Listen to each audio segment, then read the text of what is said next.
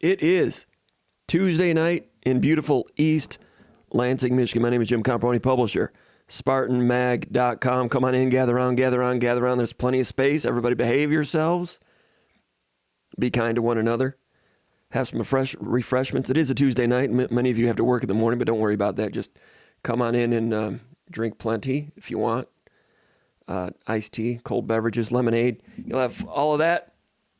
It's a good time, good week. Michigan State versus Michigan football coming up. Big game Saturday night, Spartan Stadium. Not real thrilled about a night game. I know many of you are not either. This shot is from a couple of years ago, but that's about what the color looks like in East Lansing today. Beautiful day on campus today. Beautiful East Lansing, Michigan today. One of those days where you like to walk to class. Not that I have class in more ways than one. I don't participate in class anymore. But we were over at the press conference at Spartan Stadium and just driving around campus today. I mean, the colors coming in real nice. Partly sunny day today. Just felt like October. It felt collegiate. You know what I'm saying? Felt like fall semester. Just wonderful. It's going to be nice tailgating on Saturday. The weather should be like that. The leaves should be nice tailgating. Everybody's got to behave themselves. Michigan State getting ready to play Michigan. Michigan State 2-4. You know what happened. Lost to Ruckers this past weekend. Might talk about that a little bit. I had some notes prepared. Big Movie's not going to be able to make it tonight. Hope he has a good night. Had some family stuff to do. But we'll be talking Michigan State a little bit. We've got about 20 questions on tap from the Underground Bunker message board at SpartanMag.com, where we ask Spartan Mag subscribers and Michigan State fanatics like yourselves to post questions, and we will field those here tonight. And out of those 20 questions, I think 19 questions maybe, not one of them pertained to Michigan versus Michigan State. So I think a lot of Michigan State fans think it's a foregone conclusion that their team is going to lose. I would agree with that. 24-point underdog. Michigan's very good. In terms of beating Michigan, I mean, you need help from Michigan, and that's the problem. They don't make many mistakes. Very few penalties, very few turnovers. They don't do much in terms of high risk with anything because they're so good, running the ball, play action, and those things. Good quarterback with wheels if they need it. Good receivers, good tight ends. They just matriculate it down the field and go up 7-0, 14-0, 14-7. And teams have hung with them a little bit, but before you know it, the avalanche just keeps going, and then it becomes 35-7. I would imagine Michigan State's probably in that category also. Ruckers was able to hang with Michigan for a little while. It was, then there, I can't remember what it was. There was a pick six that really had an impact on that game. Rutgers scored on an explosive play once and was able to hang in a little bit. I'm trying to think the Rutgers pick six. Was it the Wisconsin game? Yeah, it was the Wisconsin game when Rutgers had a pick six at the end of the half. They were down 10-0, pick six down to the 5-yard line, 95-yard return, 17-0. But the way Rutgers was able to hang in it, I think Michigan State is possibly capable of replicating that. Rutgers, of course, was sky high for that game against Michigan. Michigan State will be even higher for this game against Michigan. Problem is, Michigan's going to be sky high for this game for reasons that it's a rivalry game. Sometimes when Michigan State's been able to surprise Michigan and pull an upset, it's been when Michigan has kind of overlooked Michigan State and thinking it's an easy victory. Michigan State comes up and surprises some of the underclassmen at Michigan. It's happened throughout history. You know how it is. It kind of ebbs and flows. But, like I said in the VCast yesterday, this is a unique situation in which Michigan comes in having won last year 29-7. Game was close for about three quarters. It was 22-7, a two-score game for a long time. Then Michigan State's problems in the long snapping department set them up for their fourth touchdown, or the 29th point. I don't know how many touchdowns that was. 3 field goals, I think. And 29-7, convincing victory on the scoreboard. They deserved that. Michigan did. A rare instance in which Michigan will come into this game having won the game last year 29-7 and seeking revenge for reasons that the tunnel incident. Jim Harbaugh will have no trouble, getting his team fired up for that. I don't know if they'll call it revenge, but they're going to want to get some justice one way or another. That'll be an easy motivation for them, and that's their prerogative. I've not seen what they've said in the press conferences this week in Ann Arbor, but after the game and after Michigan wins, I expect a lot of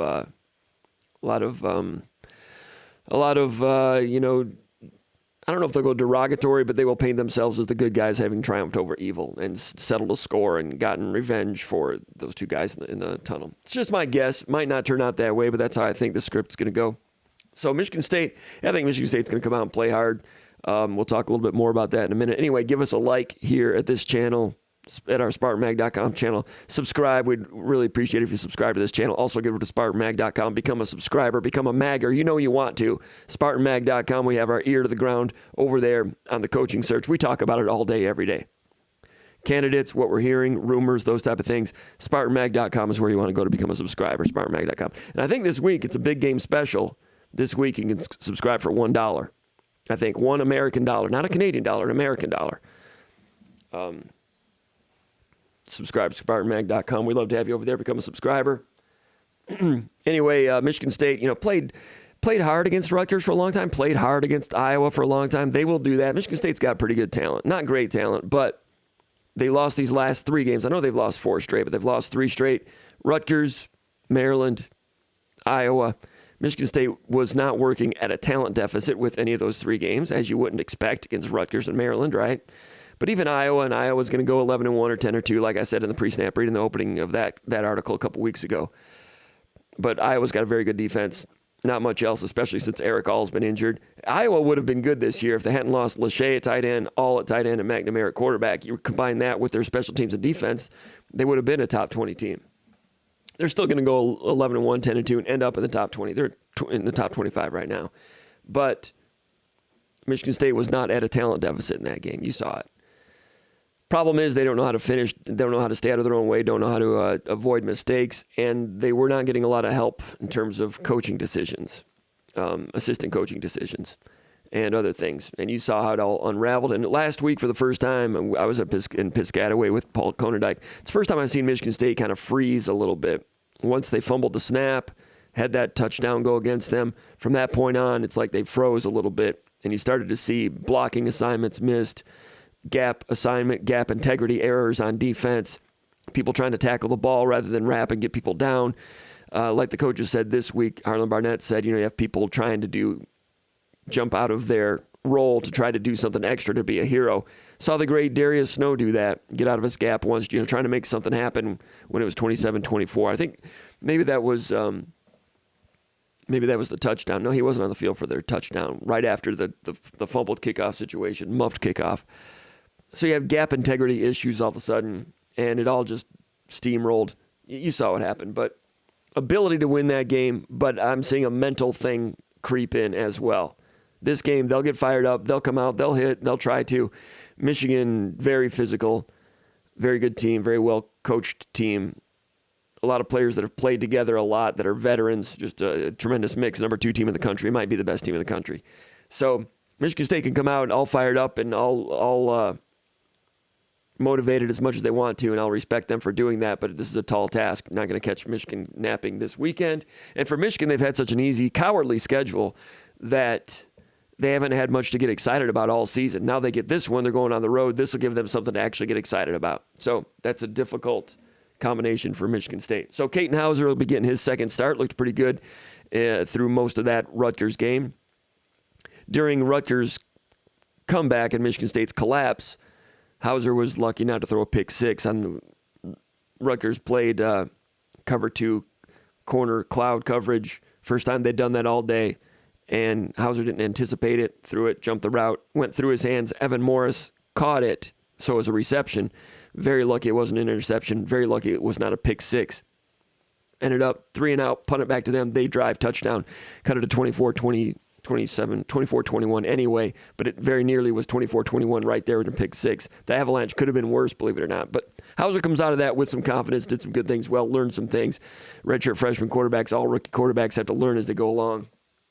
And he showed some good things. I liked his pocket poise. I liked the way he hung in the pocket in the face of pressure, in the face of contact, the threat of pressure, and making reads. The 2 touchdown passes he had in the red zone, 4-yarder and like a 12-yarder, both of those I thought were big-time thread-the-needle throws. Making a read, waiting for the guy to come open patiently in the pocket poise, boom, zip, good. Quarterback draws in there, we're good also. A couple times getting in and out of run plays, might not have been great at that, but he'll learn as he goes. Very good first step for Katin Hauser. So let's go over here to the let's get to the SpartanMag.com mailbag.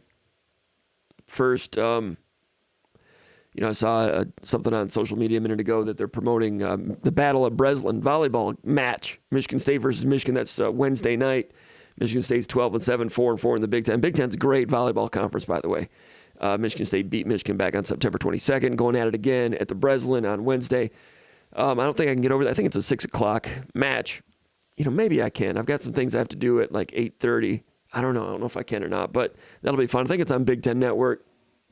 Good stuff. The good thing about volleyball and softball, I think I've said this before. I don't want to repeat myself, but if you like volleyball, and I like volleyball, great sport, right? The best version of volleyball, I've probably said this before, I apologize. I can't remember very good these days. I'm getting old. The best version of volleyball that you're going to see in the United States is women's college volleyball. I realize that there's men's college volleyball out there, but it's never on TV. I don't watch it. It's not accessible to us. Michigan State, they don't have men's teams. We don't see volleyball, right? So the best volleyball, and I like volleyball, and if you want to see the best volleyball, it's going to be the women's collegiate brand of it. That's great. So volleyball's great. And then you put a Michigan and a Michigan State jersey on. They play. It's fun. That's why they draw such great numbers at Nebraska. And I think they could draw well at Michigan State in the future as they continue to win. They moved their home matches to Breslin. It's pretty good over there. I say the same thing about softball. The best example of softball in this country is women's college softball. I know that men's fast pitch used to be a thing in the 60s and 70s, not so much anymore. I know there's Olympic softball a little bit in the Far East, Cuba and everything. We don't really see that. College softball is the best version of fast pitch softball there is. Women's college softball. It's great. And that's a great sport. So if you like that sport, that's why those two sports, in some ways, to me, I think are more interesting even than women's basketball. Women's college basketball is very good. I mean, really good. I mean, the X's and O's and the quick cutting and everything is very, very good.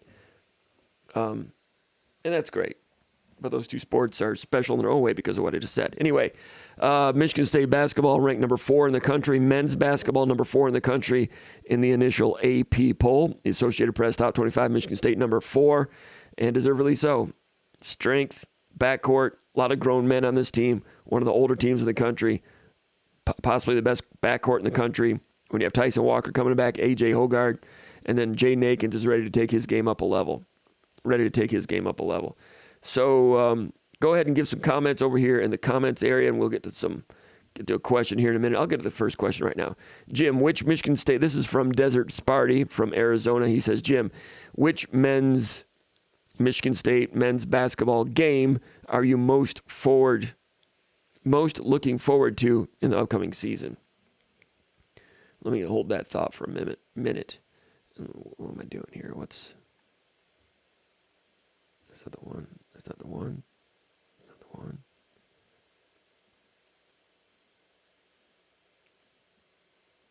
I'm looking for the comments here. I'm not able to pull it up right now.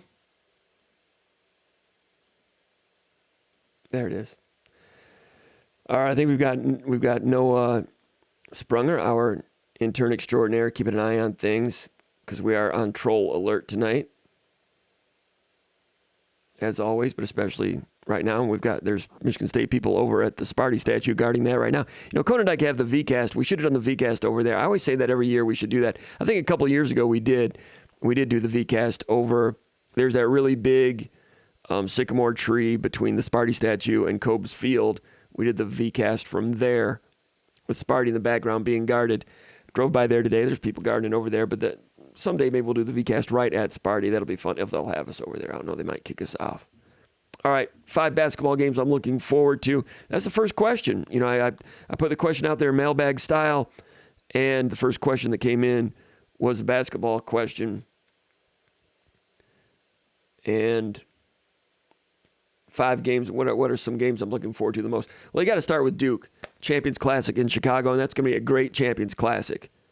Might be cumulatively the highest ranked that all 4 teams have been thus far in the history of the Champions Classic. Number 1, Kansas. Number 2, Duke. Number 4, Michigan State. I think Kentucky is like 15 or 16. Champions Classic is going to be great in Chicago.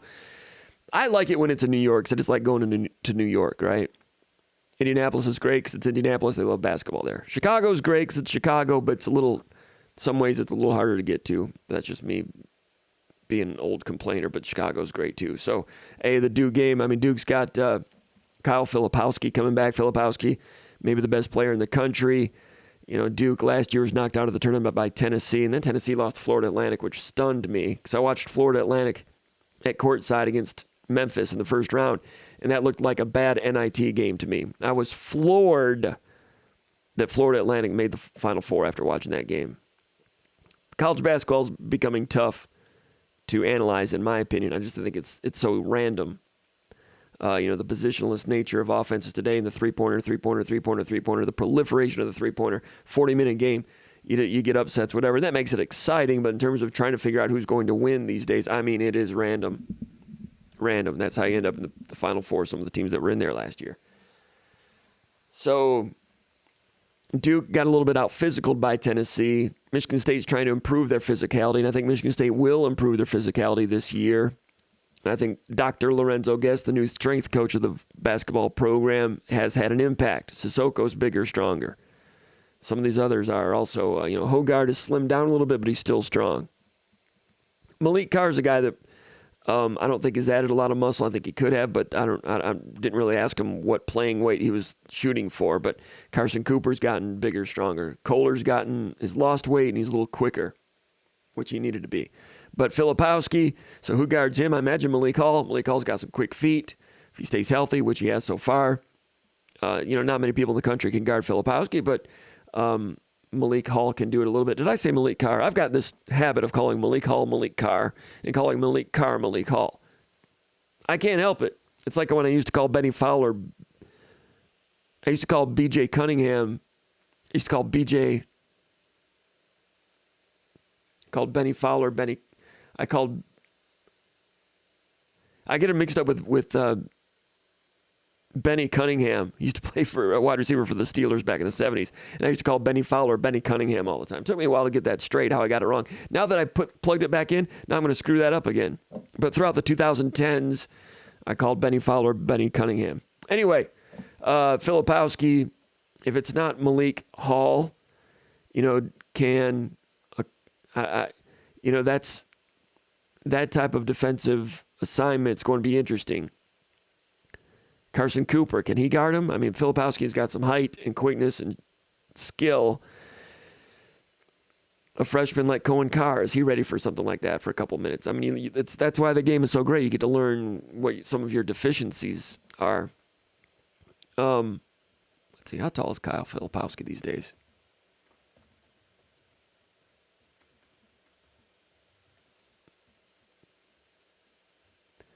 Big news also with Michigan State getting that commitment from Jace Richardson, the son of Jason Richardson. Yeah, Filipowski's 7 feet. I mean, just a big matchup problem.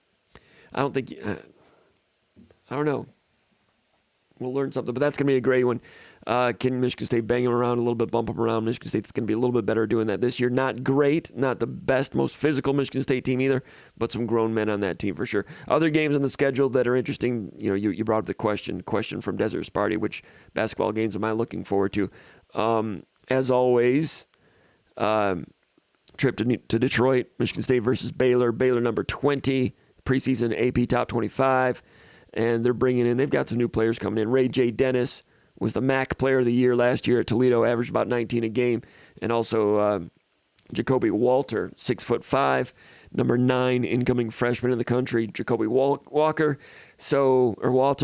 So I think Jaden Akins guards him. That'll be interesting. The game at Illinois, January 11th, always going to be interesting. Michigan State versus Michigan at the Breslin in East Lansing, Tuesday night, January 30th, 9 o'clock tip-off. That's terrible. On Peacock, that's terrible. So 9 o'clock, weekday, Michigan State. They are utilizing a good game, Michigan State, at Breslin. Looks good on TV.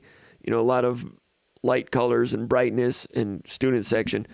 And they'll get Michigan State fans that'll find their way to Peacock, and Peacock's numbers will go up just a little bit. And they're utilizing that to help a Peacock network instead of showing basketball to the masses. I think that's a double thumbs down. And I've said this before, when the Big Ten introduced their new TV contract last year, the richest contract college in college sports history in terms of conferences. That's great. The Big Ten's getting more money, member institutions getting more money. Great, great, great. Well, you and I don't see any of that money, right? So why is it a great thing for us? I don't know. Maybe because it funds the athletic departments a little bit more. I understand that. But the fine print in that contract, the fine print that we didn't know at the time, is that some of your games will be played like Michigan State at 9 o'clock on Peacock on a Tuesday night basketball. That's bad for basketball. Question 2, Desert Spartan from Sonoran Desert. I don't know where that is. Is that in Arizona? I'm not really sure. He has a football question. Those of you just checking in, we talked a little bit about Michigan State a moment ago, and we've got 19 questions in the mailbag we're looking into right now.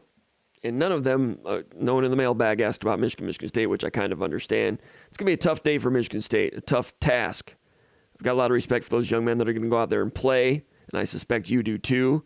And if you have tickets and you're watching this, I imagine you're going to keep your tickets. And if you're at the game, it's going to be nighttime and it's going to be cold at night. It's going to get down into the 40s, right? It's going to be dark. Scoreboard might be ugly. I don't know. But if it does, you need to ask yourself if you're going to stay that whole game or if you're going to evacuate. And if you do evacuate, you leave the stadium to a lot of Michigan fans that are going to be there. So you have to ask yourself if you want to do that, if you want to be that kind of fan. It's a tough situation for Michigan State fans, and we'll see what happens because people are going to be watching.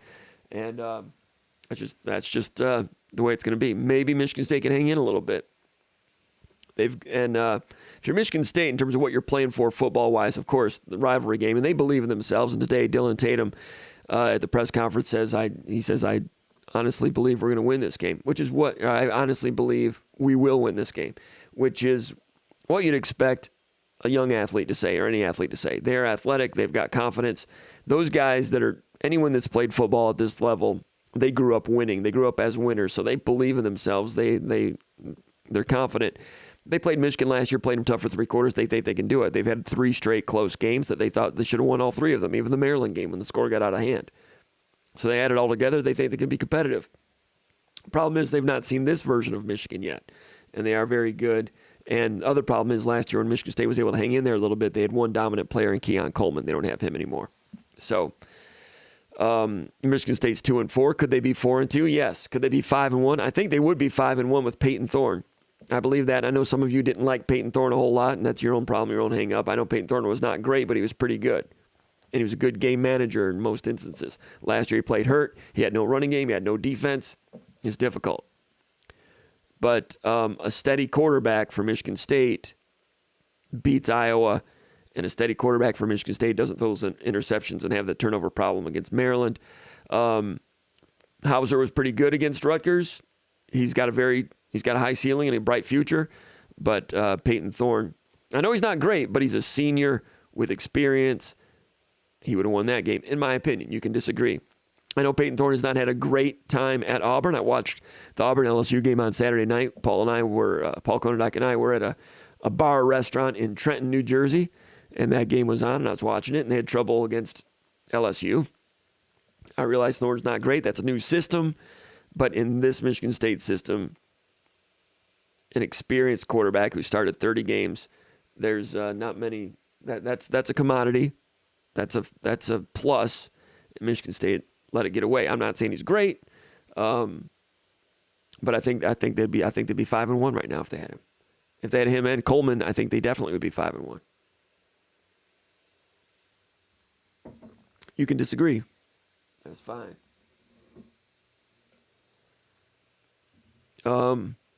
Question is from Desert Spartan. He says, what do you think of Jedd Fisch as a candidate for the Michigan State coaching job? All right, let's get into it. Jedd Fisch. I talked about this a couple hours ago on the huge show out of Grand Rapids, which is broadcast across the state of Michigan. He was asking about candidates, and I brought up Jedd Fisch, and he liked that name as a candidate. People that are Michigan fans remember when he was passing game coordinator for Jim Harbaugh in 2015, 2016. We've had the coaching watch list over at SpartanMag.com since, September 12th, 1 or 2 days after Mel Tucker was suspended. And we didn't have Jedd Fisch on it initially because initially we went only with players or coaches that had a winning record last year and, were under the age of 52 or 53. We had different lists under a certain age. We're not going to put Mac Brown on that one, right? We're not going to put Jim Harbaugh on the list. That's not realistic. Not going to put Nick Saban on it. It's not realistic, right? Not going to be Kirby Smart because it's not realistic. You're not getting him, right? So I kind of laid it out to Michigan State fans about the pool of candidates, and it's not a very deep one because there's not a lot of coaches that had a winning record last year that are under the age of 53 in the Power 5. In general, it's kind of hard to hire a proven head coach in the Power 5, and I'll get to those numbers a little bit later about that. But we didn't have Jed Fish on there. He was 5-7 last year, going into year number 3. Not a lot was expected out of Arizona. And then all of a sudden, last week happens. And these resumes, I don't want to be like fly-by-night,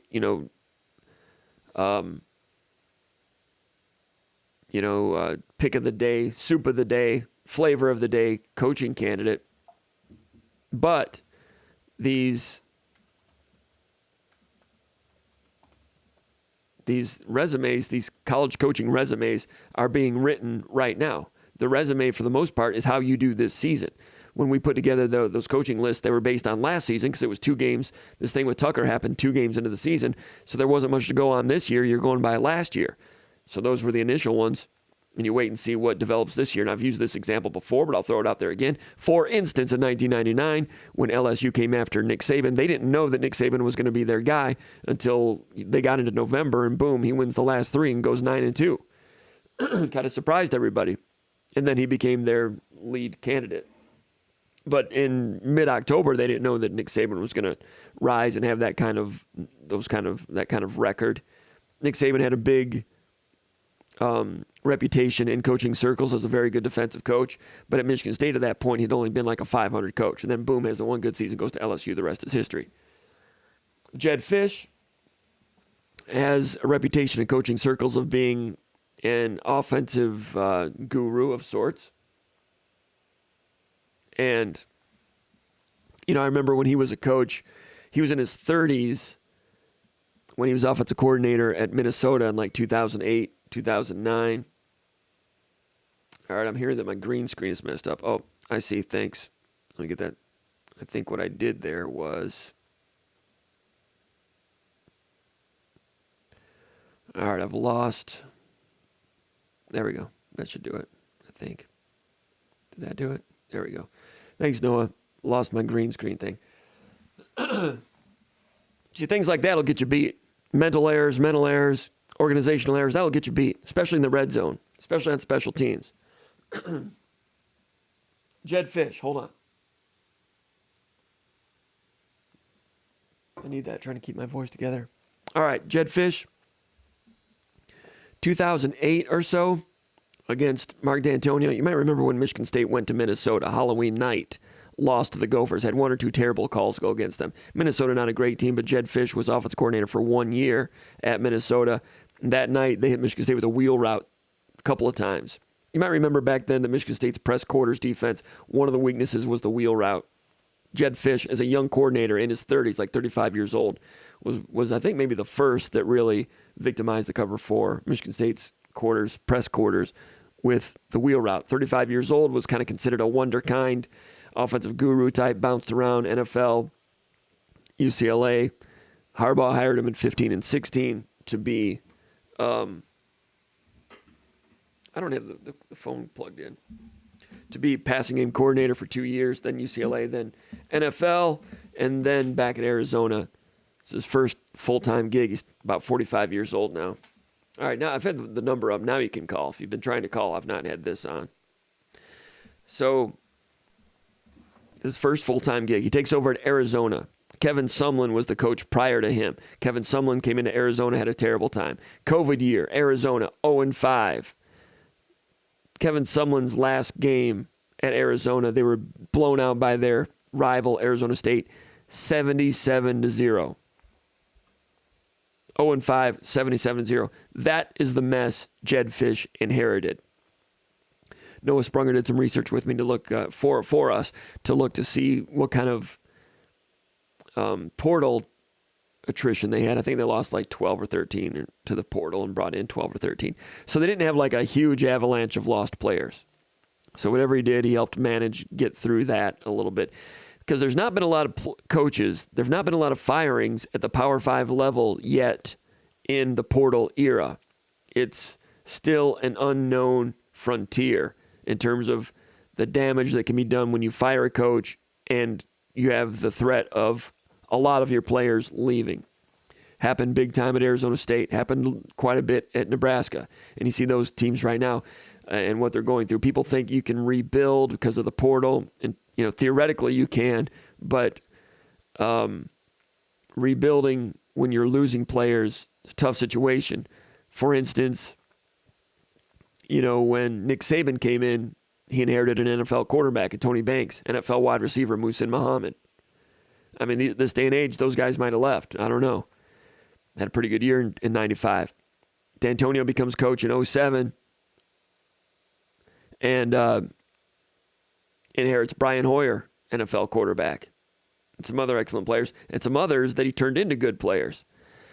These days, you don't know what you're inheriting. I'm watching these interviews. Caton Hauser talking, very impressive guys, redshirt freshman from the West Coast. Nice start last week. But really, we don't know if he's coming back. And that's sad for fans. I guess that gives freedom to players, I guess. But makes it harder. It makes it harder for a new coach to come in and rebuild. We used to hear about the 5-year plans back in the 70s and 80s. 5-year plan. No one has patience for a 5-year plan anymore. I mean, Florida State fired a coach, Willie Taggart, second year. Florida's fired a coach in the second year. Arkansas fired a coach in the second year. So 5-year plan. I mean, George Perlis was getting, the hot seat was getting a little bit warm going into year 5. He promised Rose Bowl by year 5, and then they won it in year 5. It was getting a little bit hot. But that you don't even hear people talk about a 5-year plan anymore. But now, if the portal goes sideways on you, it's going to be a 3-year plan at least. And that's what Fish is doing. And even though Fish didn't lose a lot of players, he inherited an 0-5, 77-0 team. And in year 1, they go 1-11. And you look at that and you're like, that's ugly. Well, that's the way it is when you're rebuilding something. Some of the great coaches in college football in recent decades started out 1-10, 1-11. Kirk Ferentz, go look at it, 1-10 in his first year. Bill Snyder, coach at Kansas State, one of the great coaches in the last 50 years in college football history, was like 1-10, 1-11 his first year. Frank Beamer, 2-9 in his first year at Virginia Tech. Barry Alvarez, same thing. The list goes on and on. So he goes 1-11 in Arizona. Okay, he's got a lot of work to do. Year 2, last year 5-7. Okay, whatever. So I kind of glossed over it. But then here this year, with the resume still being written, Jedd Fisch at Arizona, they lose Mississippi State 31-24. Their quarterback at the time threw about 4 interceptions. Not sure what happened there. It's overtime. Obviously could have went either way. I've not seen it. It's on the road. On the road in the SEC, things can get a little funny sometimes. Lost that one. But here in the last 3 weeks. Call from Mills. To accept, press 1. To send a voicemail. All right, we're talking about Jedd Fisch here a little bit. So in the last 3 weeks, against number 7 ranked Washington, everybody knows what Washington is now. If you're a Michigan State fan, you've had your fill of Washington. You know what they are. They're excellent, right? They play Washington. They lose by 7 points. Arizona did. 31-24. A week later, they go to Los Angeles. They're playing at USC, number 9 in the country. And they jump out to a lead against USC. They take a lead, I think 17-0. Goes into triple overtime, USC wins, but that was 28-28 at the end of regulation. So back-to-back Jedd Fisch in Arizona, toe-to-toe with Washington, toe-to-toe with USC. 2 losses, but if you know football, this is a 4-3 team. Under the hood, that doesn't look like a 4-3 team. The next week, they go out there, and we're keeping an eye on Dickert, the coach at Washington State. Washington State goes into, actually, the game is at Washington State, and Arizona's taking on number 19 ranked Washington State Cougars, and Arizona destroys them 44-6. And it made people sit up and say, Jedd Fisch, yeah, remember him when he was offensive guru? Well, it's year 3 in Arizona, and they are looking very interesting. They're 4-3. They got a bye week this weekend. Oregon State has a bye week. Oregon State's number 12 in the country. It'll be a 4th straight top 20 opponent for Arizona. That game's going to be very interesting. Oregon State head coach Jonathan Smith on the radar for Michigan State. If Jedd Fisch wins that game, Jed Fish goes squarely on the radar. I haven't reached out to see what kind of interest might be out there. He's a guy from New Jersey that spent 2 years as an assistant coach at Michigan, 1 year at Minnesota. When he took that job at Michigan, he said he didn't know anything about the state of Michigan. I don't know what he thinks about it now. I don't know if he'd be interested in going back to the state of Michigan.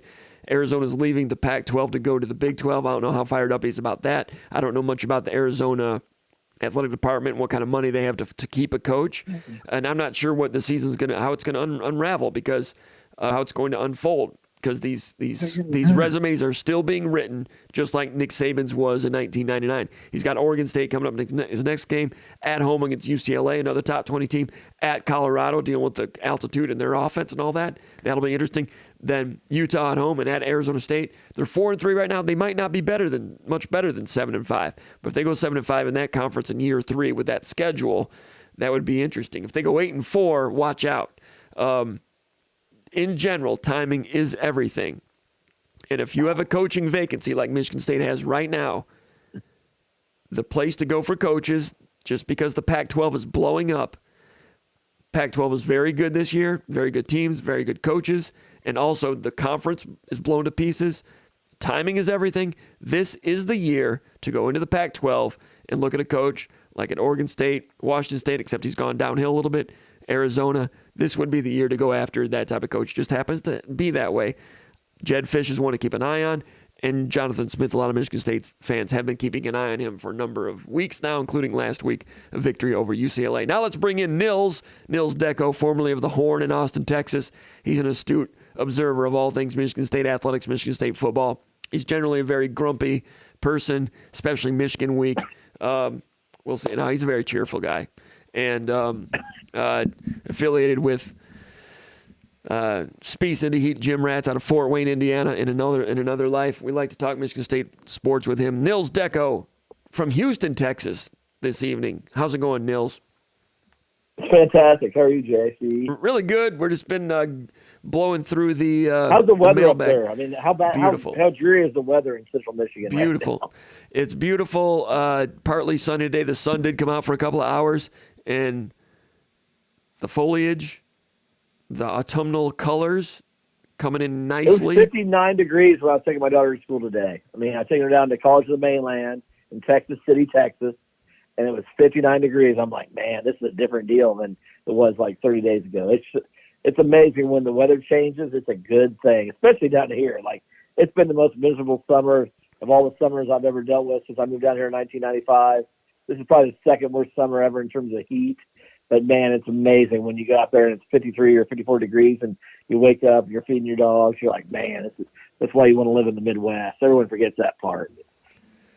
I like your attitude. Why was this summer more difficult than others? Just the oppressive heat? What was the streak of consecutive days over 90 or 100? What was it?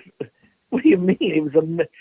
So here's the problem. If it gets hot, so everyone says, Houston's hotter than Austin. I've lived in both. Austin is the hottest city in the South because you're too far from the water to get any kind of breeze. So Austin is the hottest city. It's hotter than Houston. I will take this till the day I die. It's the hottest city because, for some reason, it just, the air doesn't move up there.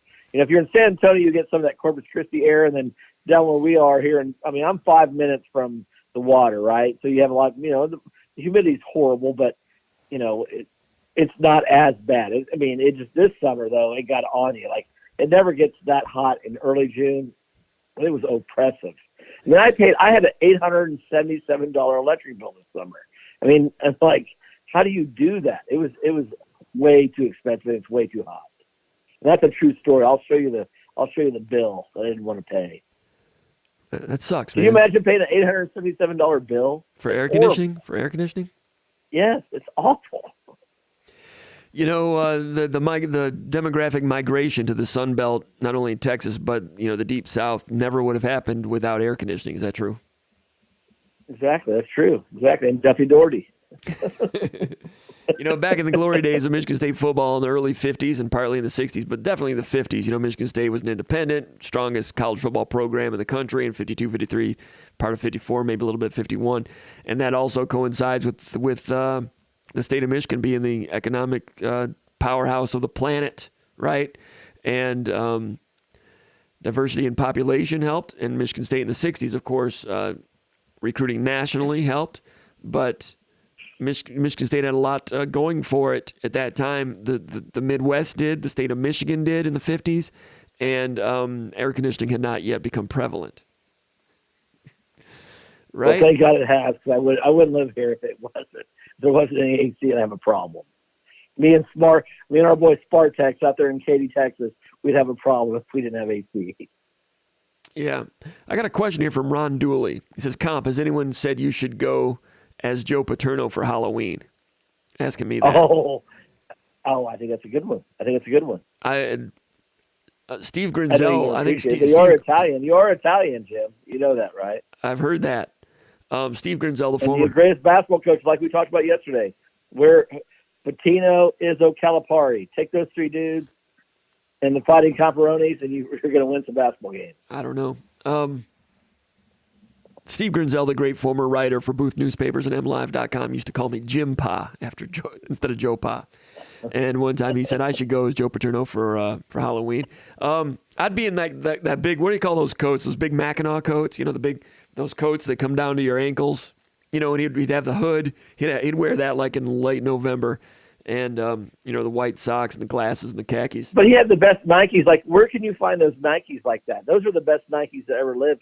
And then you rolled up, khakis with your white. Like, that's a good look with a good, like V-neck sweater and and a nice tie. I mean, like, you can do well with that. Yeah. I remember one of the last times that he coached at Spartan Stadium.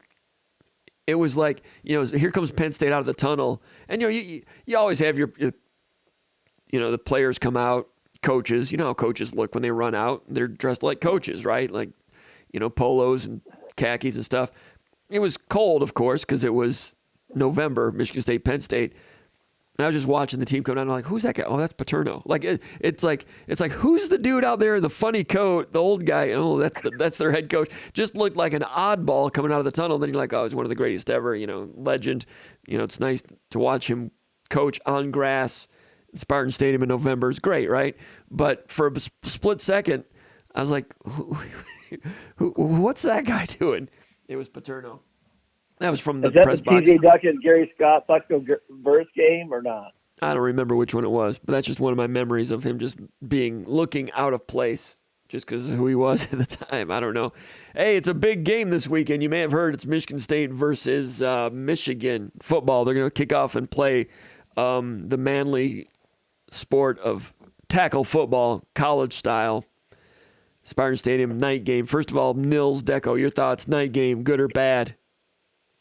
I mean, I can't imagine anything's good about this. I mean, I'm hoping the Michigan fans realize what they're getting into because Mike Valenti said there's going to be a lot of batteries thrown. But, I mean, I don't know. I don't think that'll be the case. Generally, when Michigan State fans congregate, it's mostly Michiganders, and yeah, you get some, I just think it's generally well behaved.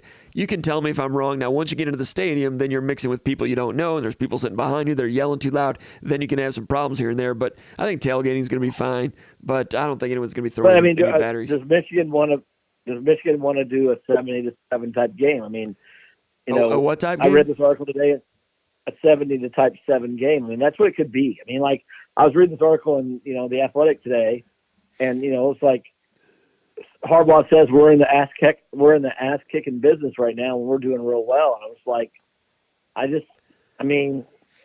of all the weird stuff that's happened to Michigan State and Michigan, going back to him breaking his arm in 1984 or 85, whatever that was, when Derek Bunch or Carl Banks did that, and then Bobby Morris ran that punt down for 84 yards. For some reason, I don't feel good about that dude being good. What they're doing to Indiana, what they're doing to everybody, I just think this could be like worse than 49-3 when Bobby Williams tried to figure out he was still in control of his team. That's my concern. They'll try to. I mean, they tried to blow Michigan State out in 2019 also. Was it 2019? D'Antonio's when it was 44-10? Yeah, they were trying to get to 60. And then last year they run that halfback pass, Oh, yeah. When they're up 28-7. They were trying to get to 40 last year. I mean, they've tried, and now this year they might be able to succeed. Michigan State, last week against Ruckers, these other games, Michigan State has had trouble for various reasons in the fourth quarter to win a close game. If this thing gets out of hand, can Michigan State continue to play to try to keep a lid on it? Because, yes, Michigan's going to try to win this game 77-0. And when they'll do it, there'll be trick plays late in the game, and there'll be like some they'll do some things with formations to try to make a mockery of it a little bit. That's coming. So can Michigan State keep Here's it the close problem, though. and competitive If they mess enough? around and do something dumb like that, Yeah. and then McCarthy gets a broken leg. So here's my thing. If you're Michigan, and Corum said something, he's like, we need to get in and out of this game healthy, do what we need to do. Win the game 35-7, right? So don't be dumb.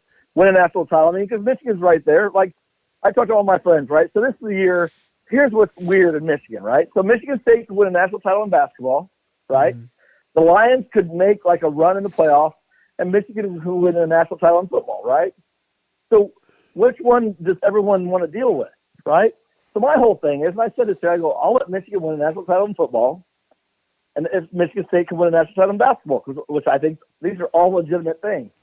Would all of our buddies that we talk to on a daily basis live with the same thing? I would live with it. Would you? Sure. So you're okay with Michigan winning a national title in football as long as the Spartans win a national title in basketball? I mean, I'm not in the business of hoping and wishing and throwing coins into wishing wells. I'm just asking you a question as a friend.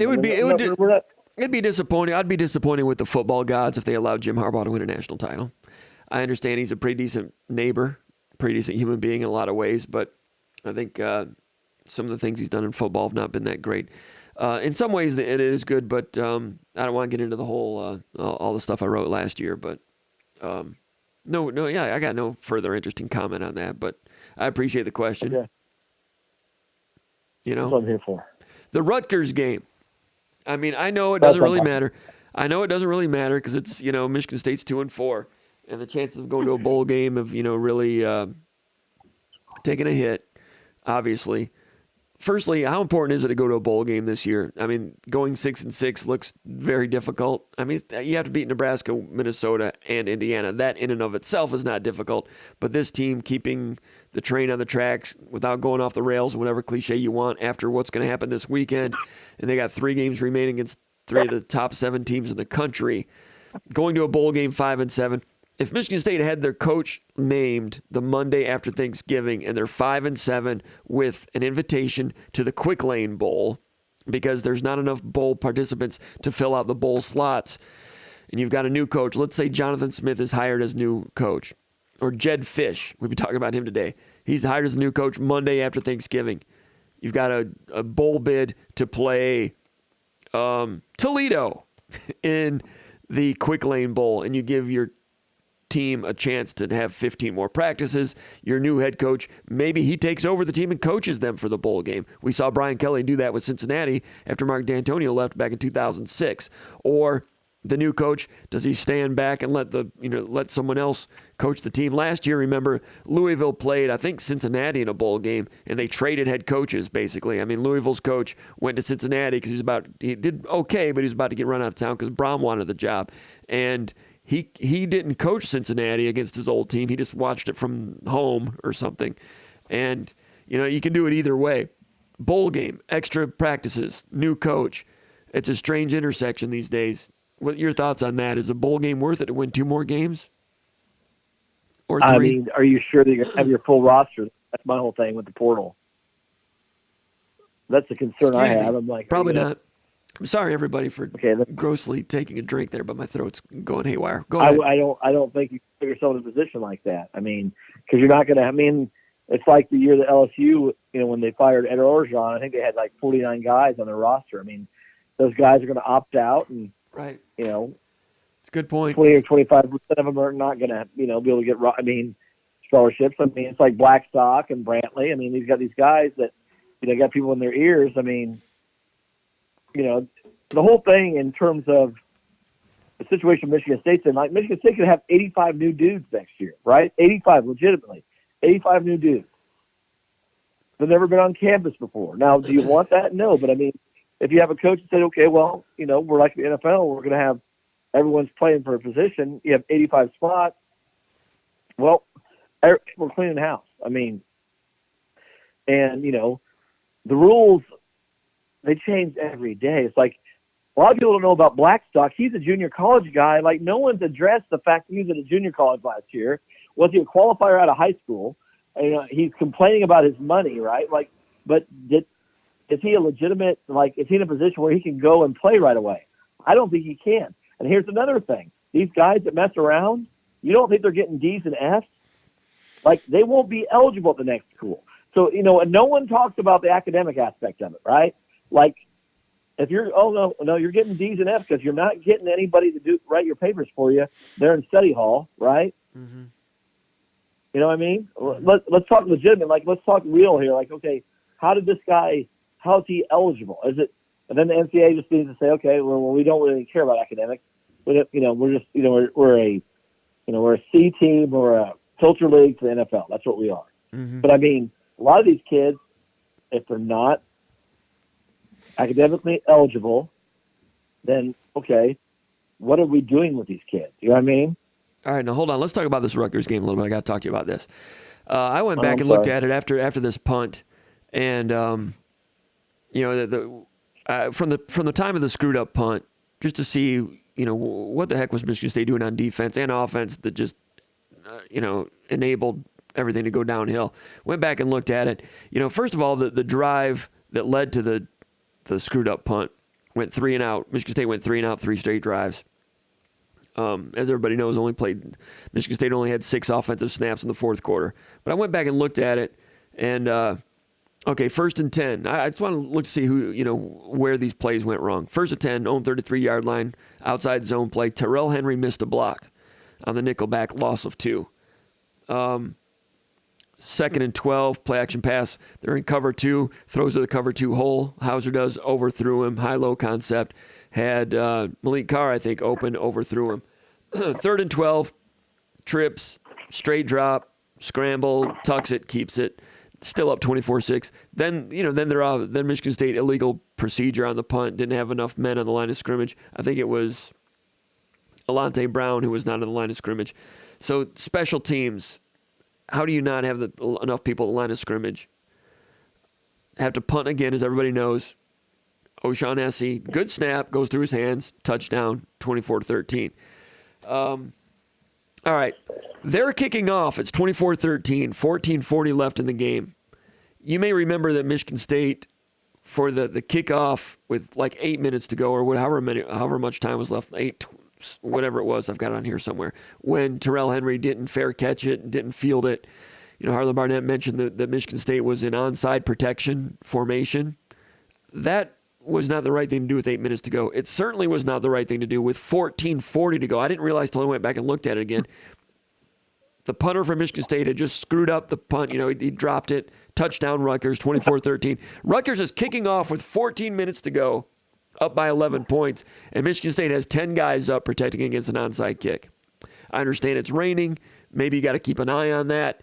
Terrell Henry's back there by himself at the 17-yard line. They kick it deep over his head out of the end zone, touchback. But Ruckers looks at that and says, if we kick off again, and if these idiots are stupid enough to do that again, we're just going to do a pooch at the 20-yard line, see if they can deal with it.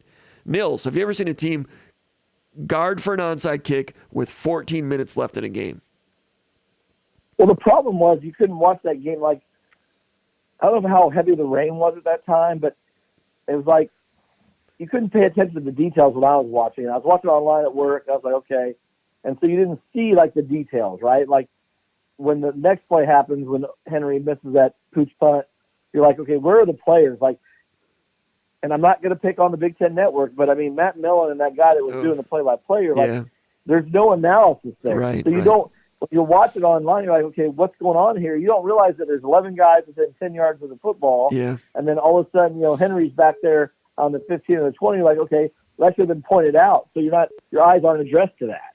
I mean, and as Ross Ells, I mean, he probably wasn't addressed to it either. But you couldn't – I mean, 14 minutes to go. 14 minutes to go. Michigan State is in onside kick protection.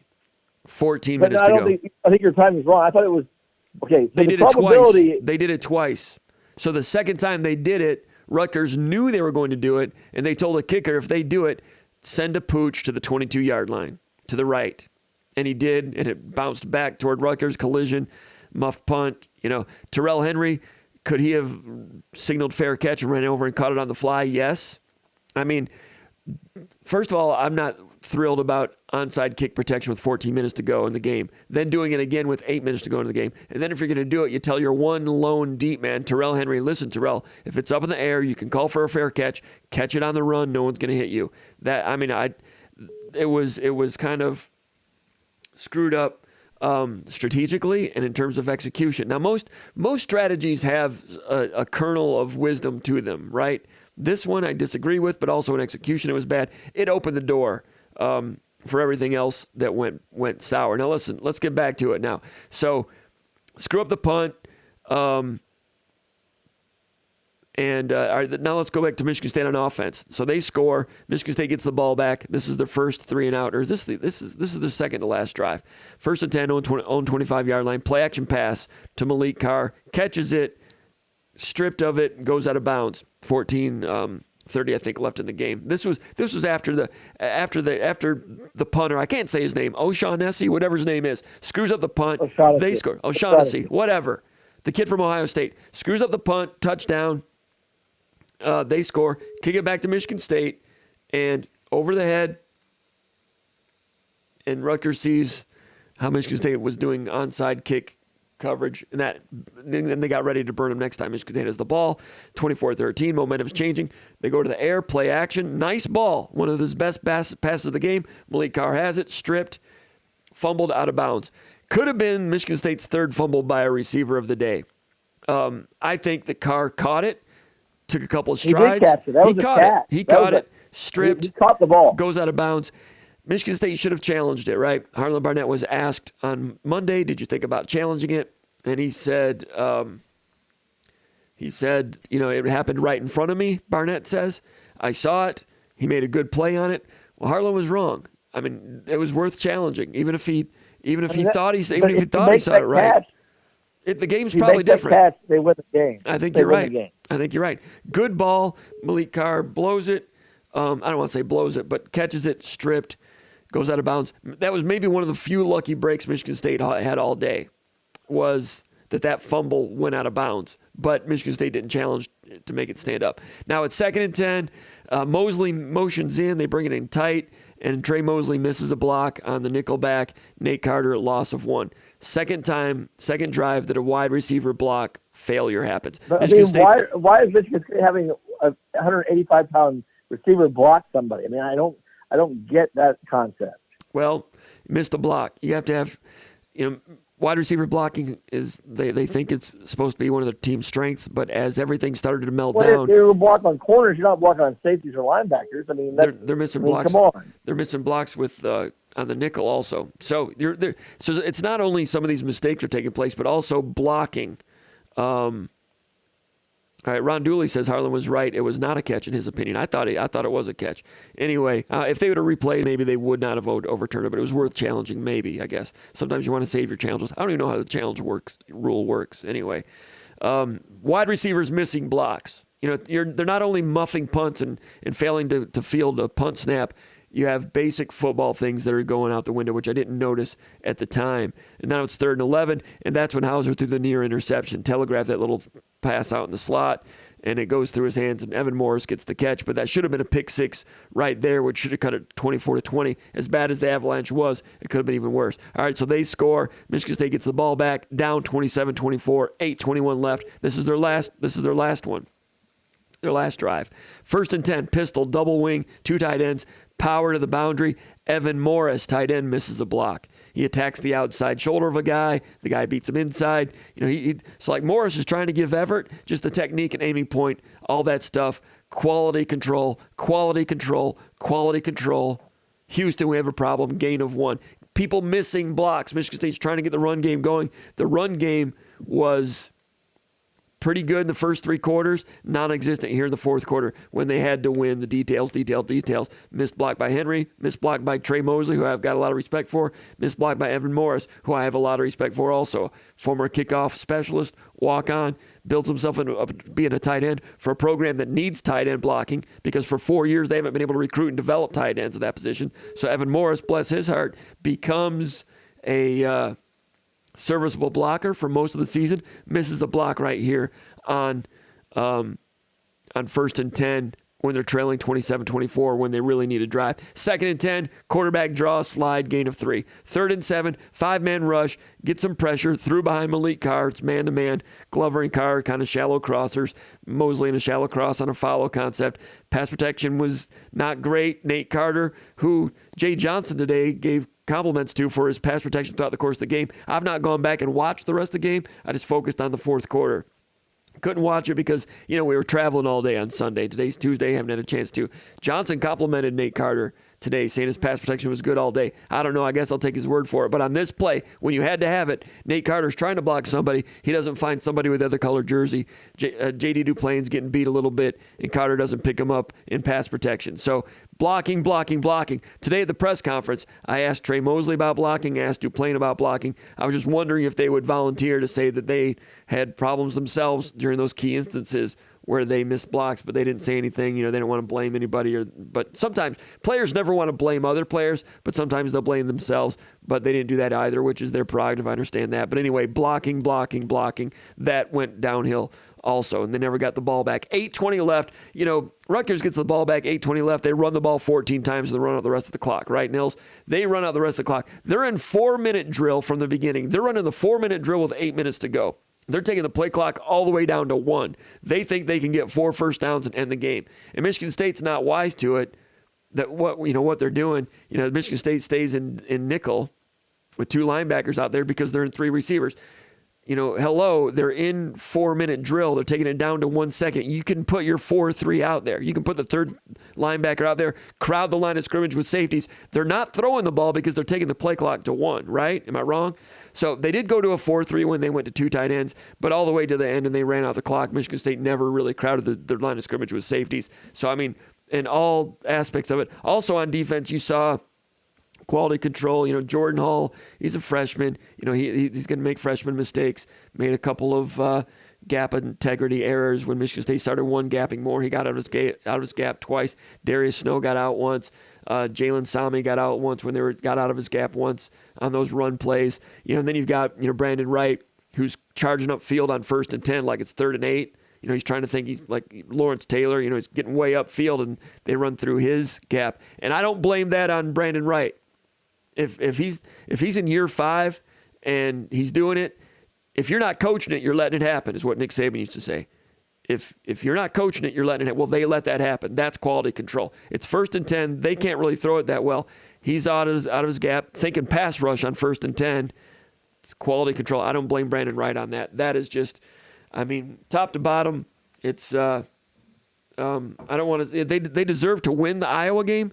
This game, just basic execution up and down was not good enough. Athletically, they were good enough. Athletically, they had the lead. Athletically, they'll be able to compete with teams remaining on their schedule if they stay together and keep working at it. But some of these things, it's like they have to overcome some of the direction, Nils. I'm going to let you go, but anything else? You're up 24-6. I thought, so the timing, you say, when is O'Shaughnessy's punt is the first play of the fourth quarter, right? Yes. Because they flipped the field, right? Yeah. Yes. So, let's go. Here's my thing. Number 0 Alante Brown got knocked out the first play of the year, right? Yeah. Everyone remembers that. First play of the year. He gets knocked out against Central, right? Alante Brown from Chicago. He got banished from Nebraska. There's a reason Matt Rule didn't want him, right? So, the portal, this kid that was good 10 years ago when he was 15, if he aligns, how do you not line up on a punt correctly? I don't get that part. And he's done it twice this year. Line up? He's done it twice. How do you not do that? if you're not coaching it, you're letting it happen. And at some It point, cost them the game. at some point, Nils, I stopped blaming the players. I stopped blaming the players after a while. So Ross Ells, he was a defensive coordinator at Purdue and Nebraska, right? Something like that. All So right, who Nils. signs off on these guys? Okay, I apologize. I'll be quiet. No, we're good. We got young Feezy baby threw in $5 into the bin at the super chat. He says the thing that scares the hell out of me with Jed Fish is I don't think he could build a high quality staff. His Arizona staff looks shaky at best. So that guy needs a hush because his defensive coordinator is the best defensive coordinator in the country today. Johnny Hansen. Yeah. Go ask Michael Penix Jr. See, that's when people go investigate, dudes. Go investigate. The guy that's the defensive coordinator in Arizona right now is as good as anybody in the country. Go ask Michael Penix. Michael Penix will tell you that's the best defensive coordinator I've faced all year. Better than Dan Lanning. Better than the guy. Alex Grin steals money at USC. Steals money. Like, come on, people. Don't just say stuff to say stuff. Johnny Nansen is the best underrated defensive coordinator in the country right now. He's going to get paid. If Dickert leaves Washington State and goes somewhere, he'll be the next head coach at Washington State. Come on, people. Don't say dumb stuff. It frustrates me. Johnny Nansen and the defensive coordinator of Arizona is the best thing going. Johnny Nansen, he was born in Samoa, grew up, I think, in Huntington Beach, California, played at Washington State.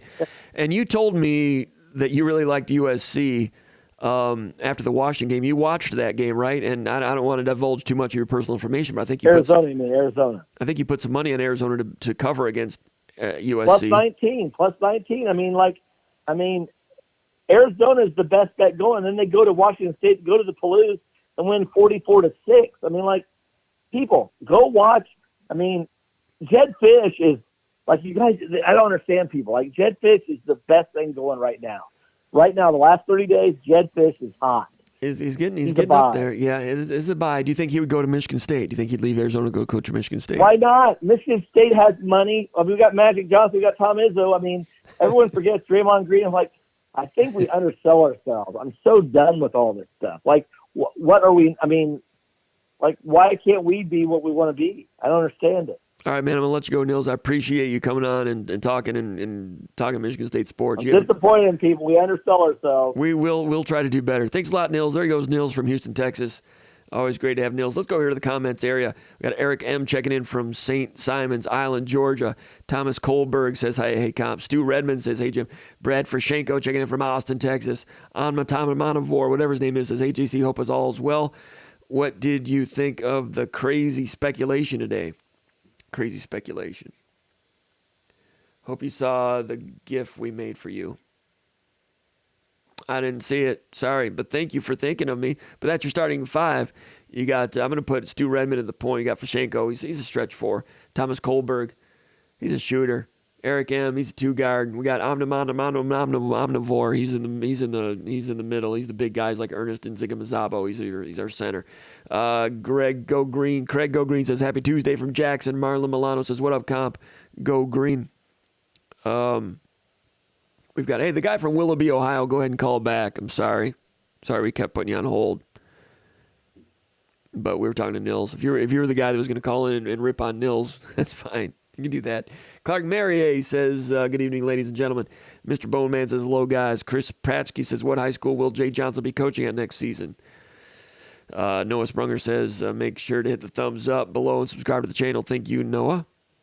Now, what's going on here? Here we go. Call from Jim from Ohio. To accept, press 1. To send a voicemail. Living dangerously here. Let's see what goes on. Let's go to Jim from Ohio. How you doing, Jim? Welcome to SpartanMag Live. Good. How you doing? Everything good? Kind of. Sorry we didn't take your call there for a while, but we were talking to Nils a little bit, and we don't really have a producer, and we don't have we can't really put you on hold, so I just kept sending a voicemail. I apologize about that. Not a problem. Hey, I just want to call.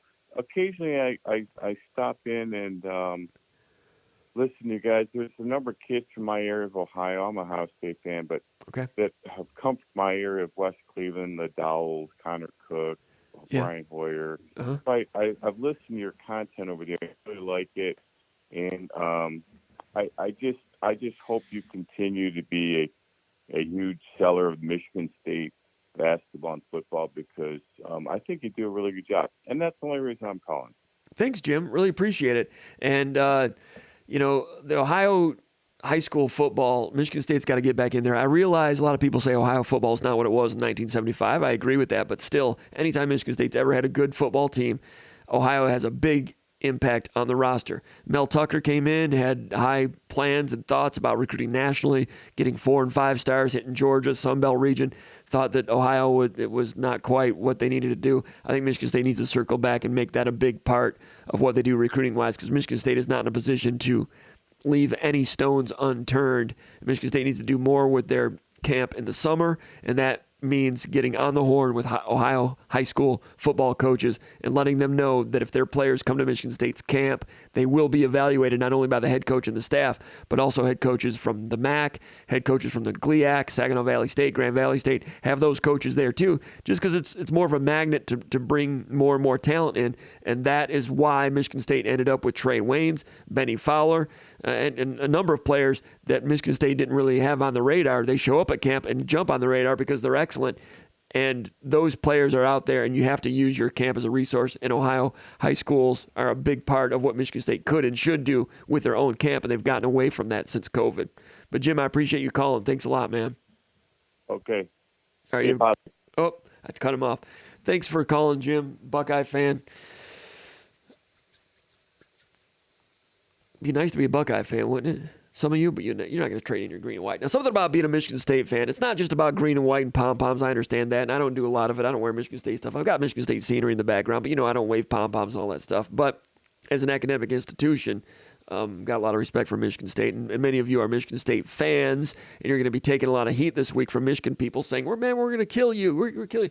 Well, who's we? I mean, secondly, they kind of, I've seen this a lot, that Michigan people will expect Michigan State people to be like down and droopy and upset and, not proud of being a Michigan State fan because their football team's going to lose. Listen, Michigan State's more than a football team. Michigan State's an academic institution. It's a university. And the people that I know that really like Michigan State, that went to Michigan State, they love Michigan State. And you know how it is. People that you know that went to Michigan State, they don't just like Michigan State. They love Michigan State. And it's not a football team that they love. They root for the football team. But what they love about Michigan State is their time on campus, especially those that were students on campus, the people they met there, the people that they become friends with, the people that they marry, other Michigan State fans and so forth. The time up and down Grand River, the time in the South Complex, time in the at Brody Hall, all the things you've done, maybe in the Greek system, Rick's American Cafe, seeing Groove Spoon. You know what it's like. That's Michigan State. It's not a football team. And to a lot of shallow people out there, they're going to think that Michigan State, if you're a Michigan State fan, that it's just a football team. You and I both know that it's more than a football team. And for those people, you're going to have a good time this weekend, probably tailgating or whatever you do. But keep your chins up. It's going to be tough, but you've toughed it out before. Let's go. What do we have here in the comments area? MSU Rules 11 says, what's happening at noon tomorrow? Jason on the mag is hinting at something. Yeah, I think there's just going to be a little bit of news. Jason Killip, our recruiting anchor. Interesting news recruiting-wise. You wouldn't expect this time of year, but check it out, SpartanMag.com around noon. Yeah, thanks, Noah. $1 gets you 1 month of premium access to SpartanMag.com, or you can get 50% off your off your first year at Spartan Mag. Spartan Maggers, check it out. Become a Magger. We'd like to have you a Magger over there. Also, subscribe to this channel. Give us a like. SpartanMag.com, covering the coach search every day. We're talking about it. John Elkey says, hi from Clarkston. J250CC says, only Urban Meyer can save Michigan State. Jason G with some compliments.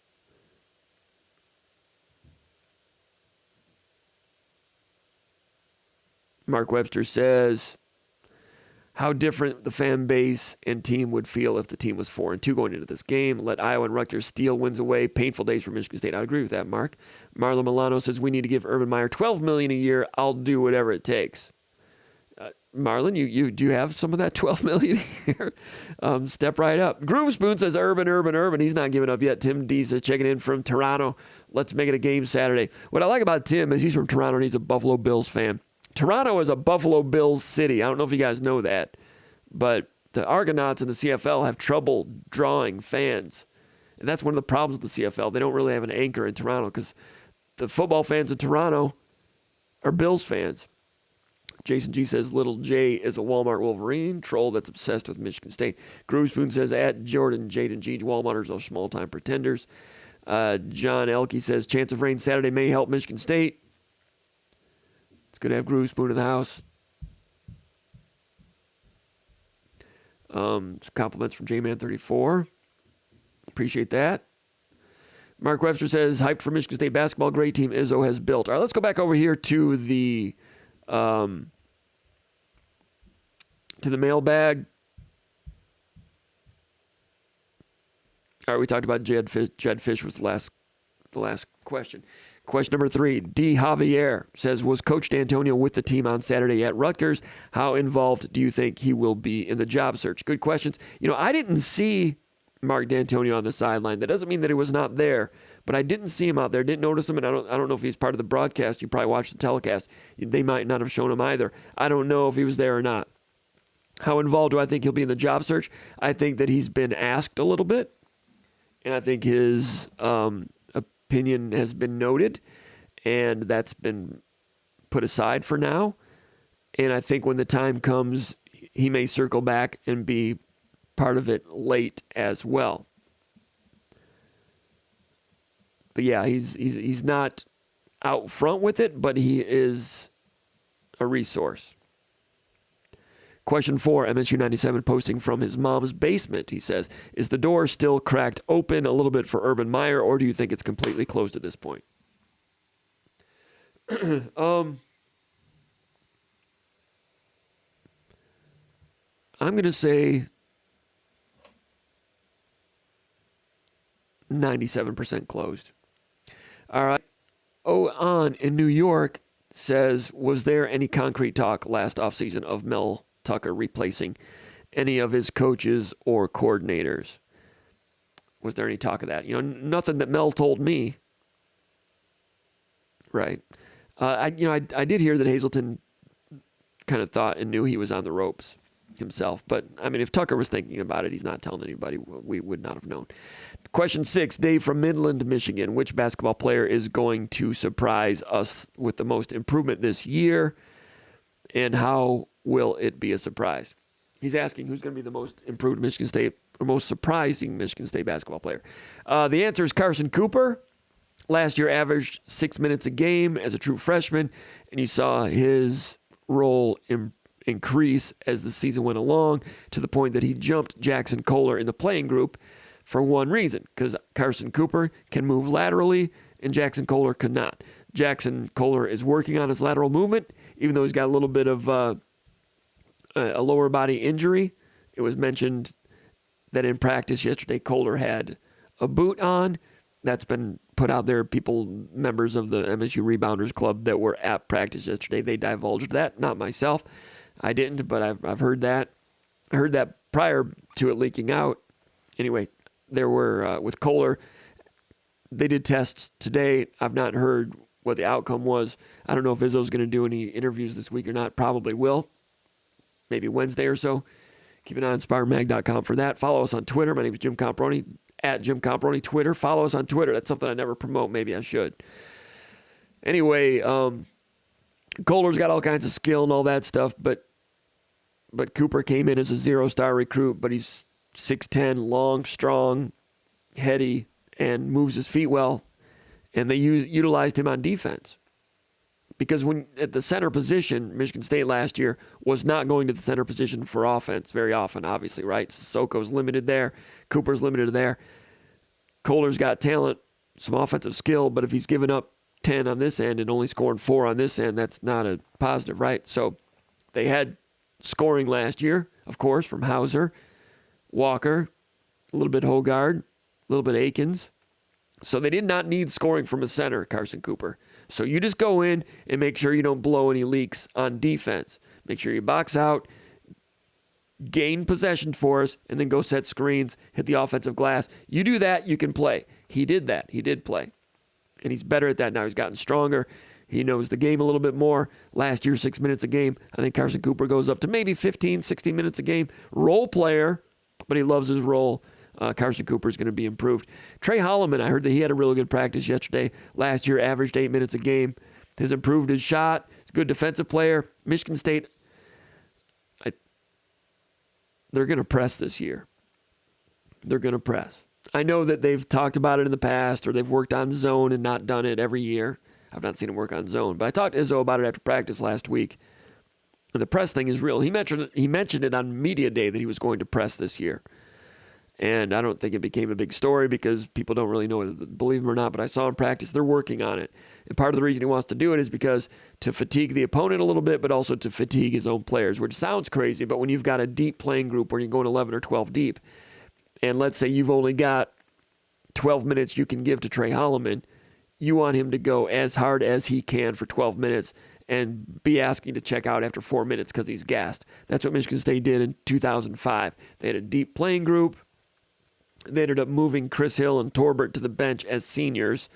They had Ager, Shannon Brown, Neitzel, Paul Davis, and they pressed. Now, they didn't trap, but they played 94 feet of man-to-man defense just to try to wear people out. I don't think they denied the inbound. I'll have to go back and look. But this year, I think you might see Michigan State deny the inbound, but I don't think they're going to trap. Because good teams beat traps and they turn into 3-on-2. And that working on installing a trapping zone, Izzo has always felt didn't help you in March. Because when you play good teams in the Sweet 16 and beyond, they won't have any trouble with the trapping press. So why work on something during the season that's not going to help you in the Sweet 16 and beyond? And that's good logic. Sound logic, in my opinion, makes sense. But full court pressure, man-to-man defense, I think you'll see that. And I think Cooper is athletic enough to do some of that. And I think Trey Holloman, if he's only playing 10, 12 minutes, he might play more. I don't know. But if you're pressing those 10 minutes, you can get a lot out of those 10 minutes. Malik Hall last year shot 32% from the three-point range. Earlier in his career, he shot 40%. Malik Hall shot real well in practice last week. I'm not sure about last night. Last year, 8.9 points per game, 4.3 rebounds. I think he can improve on all of those. And now he's going to get more playing time because Joey Hauser's gone. Malik Hall has to stay healthy and become a 40% three-point shooter. If that happens, that's going to help the team out a lot. He can do it. I'm not predicting it necessarily, but I'm kind of expecting it. Question 7. Nick from Northville says, can you go into what on Sunday led you to believe that the ball was in Urban Meyer's court? With what another poster is saying in one of the threads, it seems like the public comments shouldn't be viewed in such certainty, with such certainty terms. All right. When Urban Meyer came out and mentioned on Monday that he has no desire to coach and that he was a manic, did he say maniac or I don't know, he's a workaholic, and he revealed that he became addicted to sleeping pills, and it sounded like coaching in a lot of ways was not a bowl of cherries. And we know that he's had health problems before when he stepped down from Florida. So he revealed it in a big way at the quarterback club in Knoxville, Tennessee on Monday. Our colleague Mike Wilson was there, writes for the Knoxville Sentinel, does a good job, really good job. And he was at the quarterbacks club. Mike told me that Urban Meyer did not speak with media. There was no media availability that day. The question was posed to Urban Meyer. Urban Meyer was up there speaking. He was the guest speaker. They had 2 moderators. Then they had a Q&A session where fans could ask questions. And if a fan asked the question, Urban, every time that there's a big head coaching job out there, your name comes up. Do you have any interest in returning to the game? He was not asked by a media member specifically about Michigan State. But Urban Meyer, with some very revealing answers, said no, and why no. All right. So your question is, why did I? So then when that happened on the message board over at SpartanMag.com, that became a topic of discussion instantly. So Monday, like 2 o'clock in the afternoon, everybody's reading this and talking about it. And I posted on the message board over the Underground Bunker message board, which is the daily narrative of Michigan State sports. It is the church of what's happening now for Michigan State sports. Over there at the Underground Bunker message board at SpartanMag.com, which is available to SpartanMag.com subscribers. Become one for $1 right now. Go check it out. Anyway, I posted. I said, well, it's interesting for the timing of this because just last night, that night being Sunday, when I was talking to some Michigan State people and some sources and so forth, I had said, after hearing some things, I'm like, well, it sounds to me like the ball's in Urban Meyer's court now. That was Sunday night.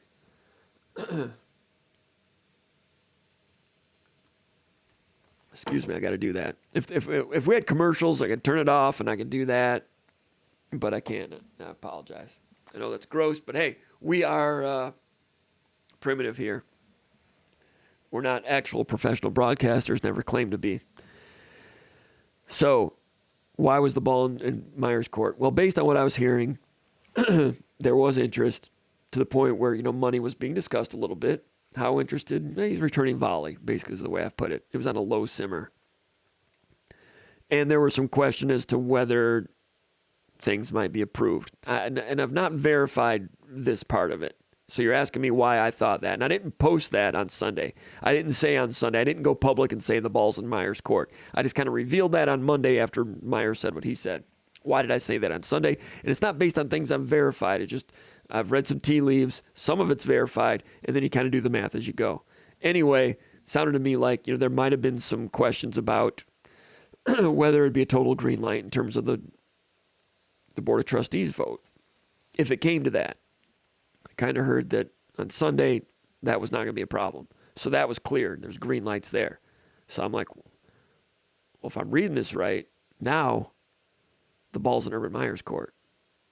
That was my read. And some of this stuff you're kind of feeling around in a dark room trying to figure things out. That's not verified. We just have a podcast right here. We're just talking. If you and I were at the bar over at Crunchy's having a beer talking about this, I can't verify that, but that was kind of the read at that point. That was what I was thinking on Sunday when I was on the phone at the airport in Philadelphia talking to people. And then, boom, Monday, Urban Meyer comes out with that.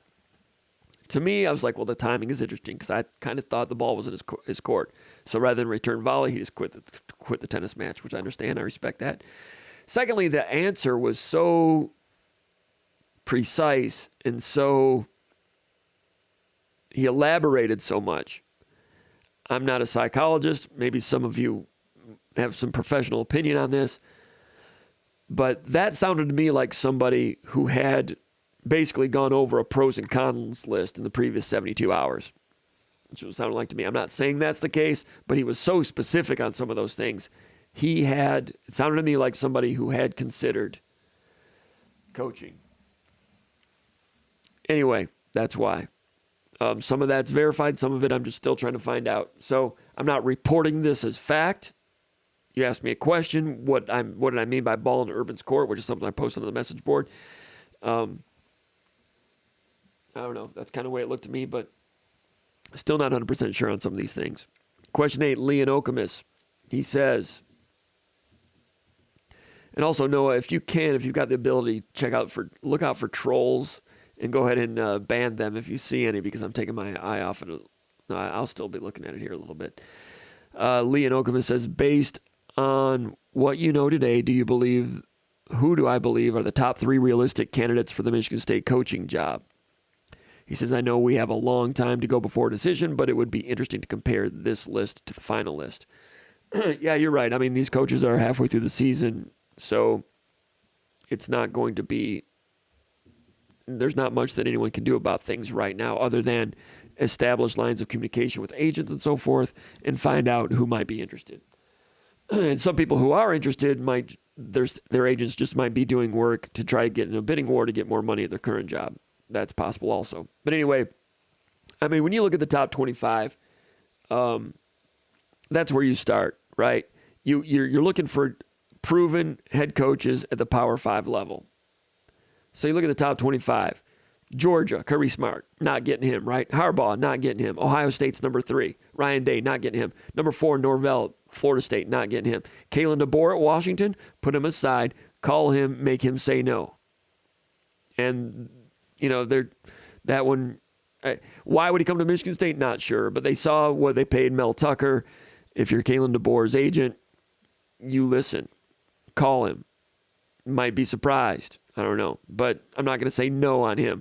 Oklahoma, Venables, he's not leaving Oklahoma. Franklin, Penn State, he's not leaving Penn State. Number 8 in the country, Texas, Sarkisian, he's not leaving Texas. Number 9 in the country, Lanning at Oregon, I doubt it. Maybe you want to call him. Make sure he doesn't want to come to Michigan State. Why would he want to? I'm not sure.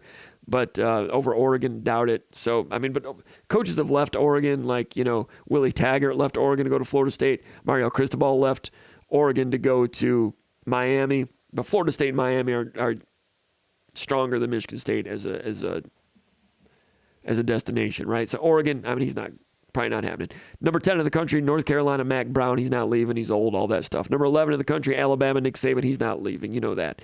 Number 12 in the country, Oregon State. That's where Jonathan Smith comes in because he's the first one high in the rankings this year that would conceivably leave. Even though he is Mr. Oregon State, he played there. But Oregon State, it's all about timing.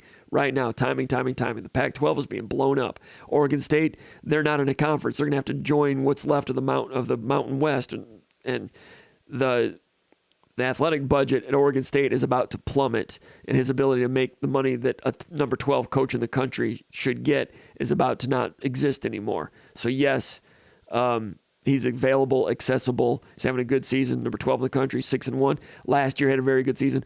Last year they finished top 15. They blew out Florida in a bowl game. I realized that Florida lost a lot of players to the portal and everything. They lost in a bowl game, so the bowl game doesn't count. When Florida loses to Jonathan Smith and Oregon State 30-0, it doesn't count because they lost players to the portal, even though it just means more. It just means more Florida, right? But you lost 30-3, doesn't count. Lost Jonathan Smith. I have trouble reconciling those things. Anyway, Oregon State kicked the crap out of them. So Oregon State's number 12. So Jonathan Smith, Kalen DeBoer. Smith is more realistic. Thanks, Noah, for checking that out for me. Also, so that's why Jonathan Smith is up there, right? Number 13 in the country currently, Ole Miss, Lane Kiffin. Not a fit, not realistic. Number 14 in the country, Utah, Whittingham. He's in his 60s. Not a fit, not realistic. He's been at Utah forever. He was an assistant coach. Urban Meyer goes out there, becomes head coach, brings him on as defensive coordinator. Urban Meyer leaves to Florida. Whittington becomes head coach, still as head coach. Utah guy all the time, all day, every day, not getting him. 15 in the country, Notre Dame. Freeman. Worth a call? I don't know. Would he leave Notre Dame? Doubt it. He's still trying to establish himself there, but I mean, Notre Dame lost a coach to LSU. I don't think Notre Dame's losing a coach to Michigan State. Even though Michigan State back in 1915, Michigan State made a run at Newt Rockne. Lyman Frimidig, who was a former Michigan State athlete in the 19-teens, 20s, and was athletic director, said he had a signed contract from Newt Rockne in his desk or something, and would pull it out and show people. Something like that. If you read your old literature, your old Michigan State history books, the ones written by Fred Stabley and I think Lynn Henning and some of those guys, that is part of Michigan State lore, that Michigan State made a run at Newt Rockne and like almost got him somehow. But are they getting this guy from Notre Dame? Doubt it, right? Duke, number 16 in the country, Mike Elko. Excellent coach. Watch their game against Duke closely. I mean, everybody knows Duke's having great success. They're going to finish in the top 15 this year, probably for the first time since the 1930s. 5-1. Lost to Notre Dame by a smidge. Should have won that game. Duke is a well-coached team. Physical run game, or they'll spread you out and do great things. Defense, excellent. Elko's a defensive coordinator at A&M, defensive coordinator at Notre Dame. Last week I kept saying he was defensive coordinator at LSU. That was just me getting a Benny Cunningham thing messed up in my brain. I was thinking LSU because he used to be defensive coordinator for Brian Kelly at Notre Dame. That's how I got that crossed up. So Elko, on defense, the way they're multiple and they don't fool themselves, physical with it. The combination coverages, man-to-man here, cover 4 behind it and mix it up. And they're just, Duke is a well-coached team. And he would be excellent at Michigan State, but it's my understanding he's not interested. I've heard that he is, but that just might be an agent thing to drive up the price. But internally in the profession and in the industry, the thought is that he's waiting for the A&M job or the Florida job. In the meantime, Duke has not been top 15 since the 30s. They can pass the hat and raise a lot of money when they want to and when they need to, and they're having fun with this football thing, so they're going to try to keep them. They're not going to lose to Michigan State. Number 70 in the country, Tennessee. That's assuming that Elko feels appreciated at Duke, because coaches will leave a program if they don't feel appreciated by their boss. The fans to an extent as well, but people will leave anywhere if they have trouble with their boss. And sometimes in sports, you don't know who is having trouble with their boss, right? Saban was Mr. Grouchy in the 90s, and he hated everybody, but he particularly had, some grouchy moments with McPherson, the president at the time. I don't blame McPherson for the stance that he took.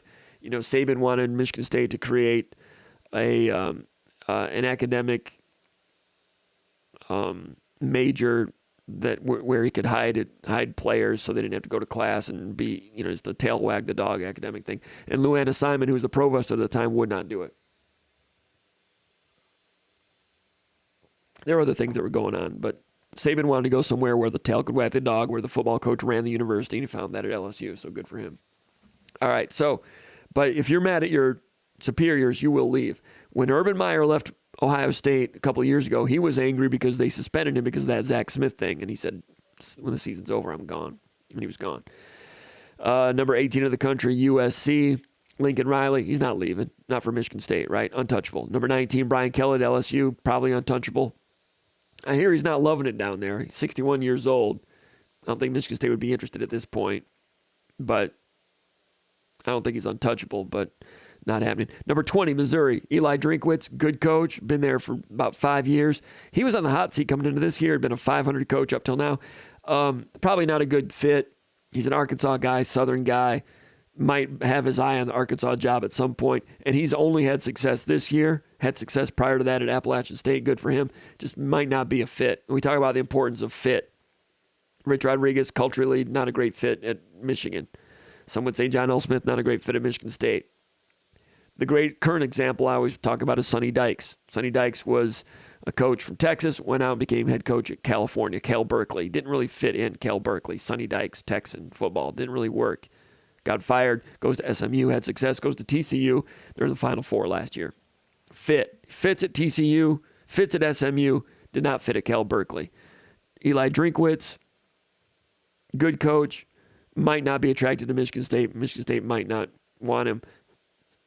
Probably would take him.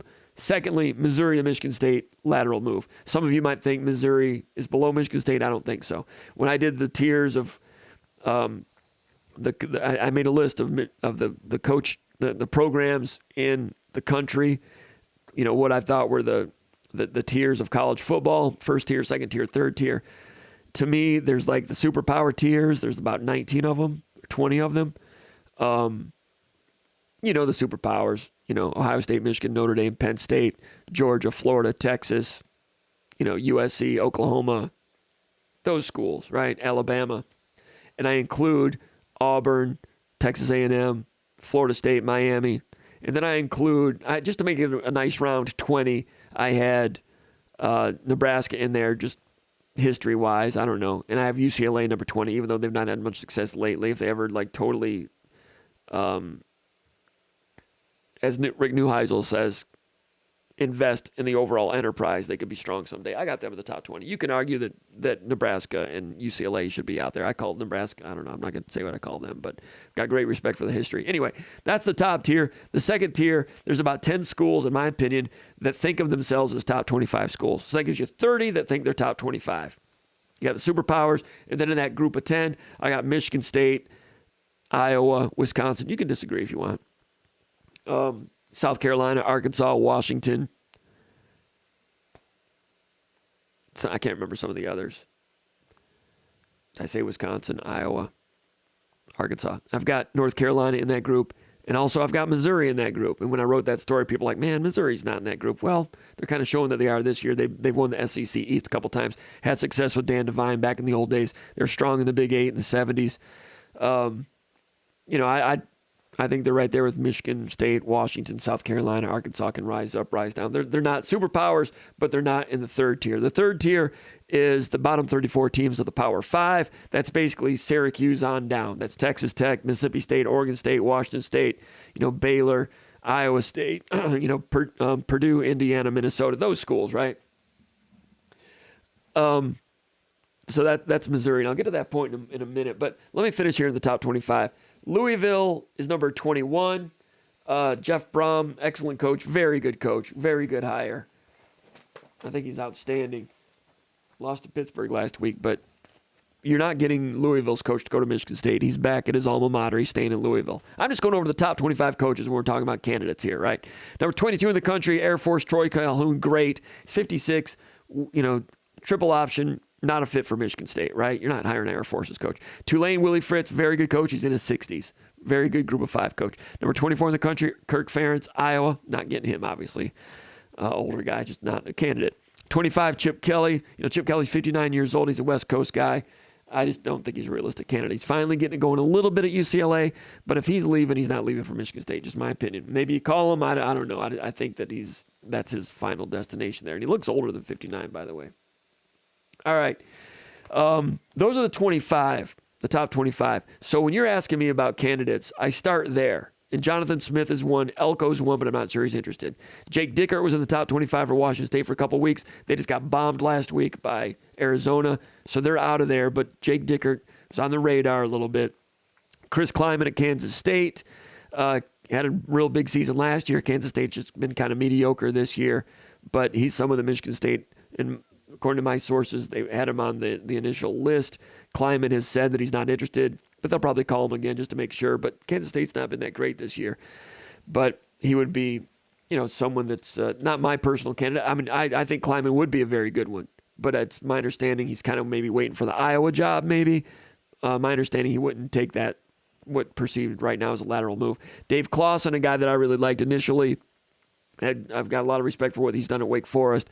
It's my understanding Michigan State might have had him on a list and reached out a little bit in back channels, and it's my understanding he's not interested, which doesn't surprise me. Dave Clawson, very intellectual type of guy, might not be drawn to a program right now that in the Midwest that does not have a school university president right now, and I think he's comfortable at Wake Forest. He reminds me of Mark Few at Gonzaga. He's just like in his lane, doing his thing, people staying out of his way. He's got a system. He loses players to the portal, like Kenneth Walker, and the quarterback at Notre Dame, whose name escapes me, and he does his thing. Not having a great season this year, but those are some of the guys 2 weeks into the season that were kind of on the radar a little bit. Jonathan Smith is following up with an excellent season again, so he's still on there.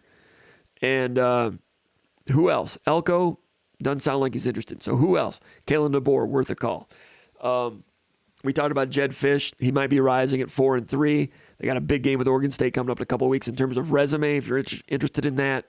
So keep an eye on Arizona. Even if Arizona goes 7-5, not all 7-5s look the same. If you're 7-5 and you gave Washington a tough game and you lost to USC in triple overtime in year number 3 after taking over that dumpster fire, and you've got a resume like Jed Fish has, that's the type of guy you want to interview. And how badly would you want this job?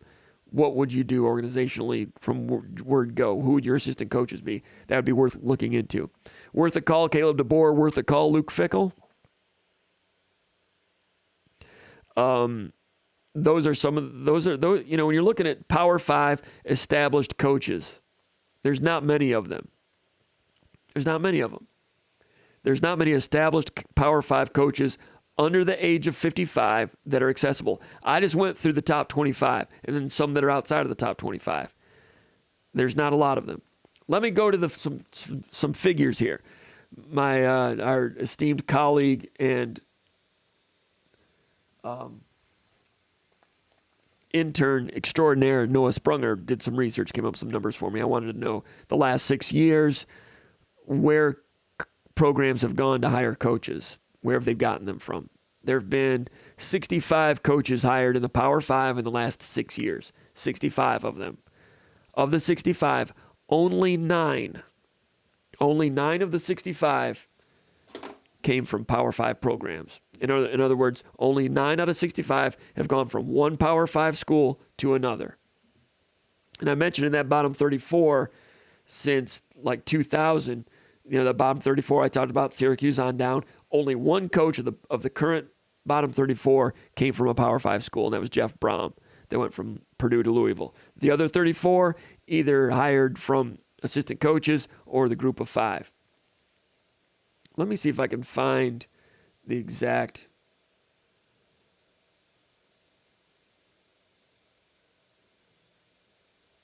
I've got some really good extra information here if I can find it. Anyway, the numbers, I could give you the specifics.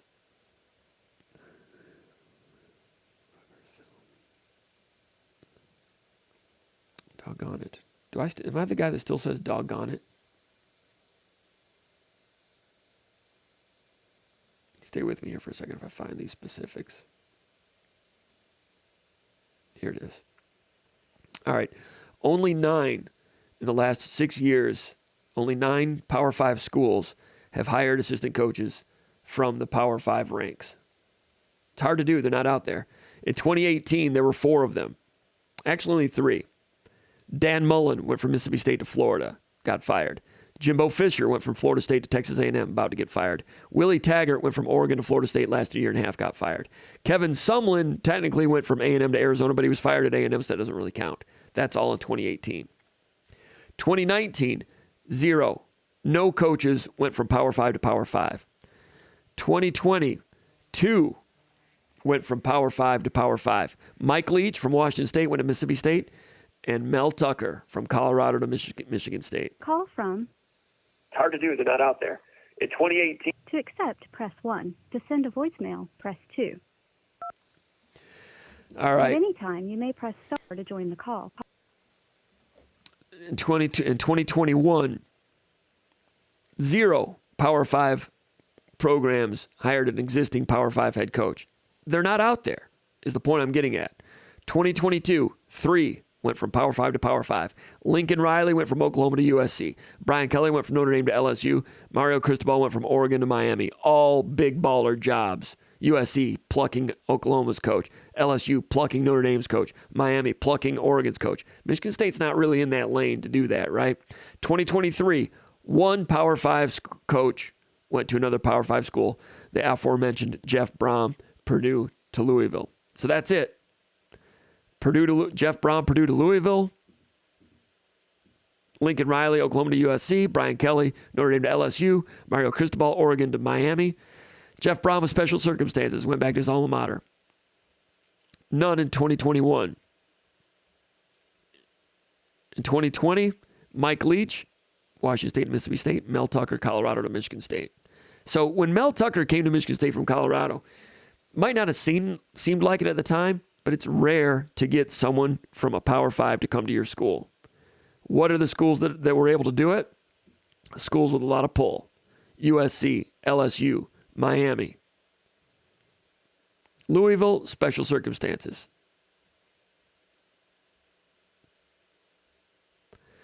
Mississippi State, Mike Leach, kind of semi-special circumstances. He was the old pirate, kind of reads off a different page.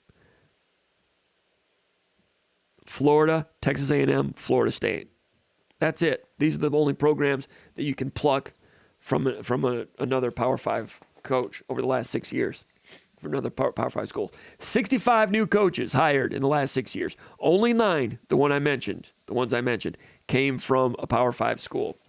This year, with the Pac-12 blowing up, there are Pac-12 coaches available. Some of them might not have Midwest roots. Michigan State's going to probably have to get past that. Jonathan Smith's out there. Jed Fish. Dickert's losing a little bit of steam there, a little bit, maybe. Those are the ones. All right.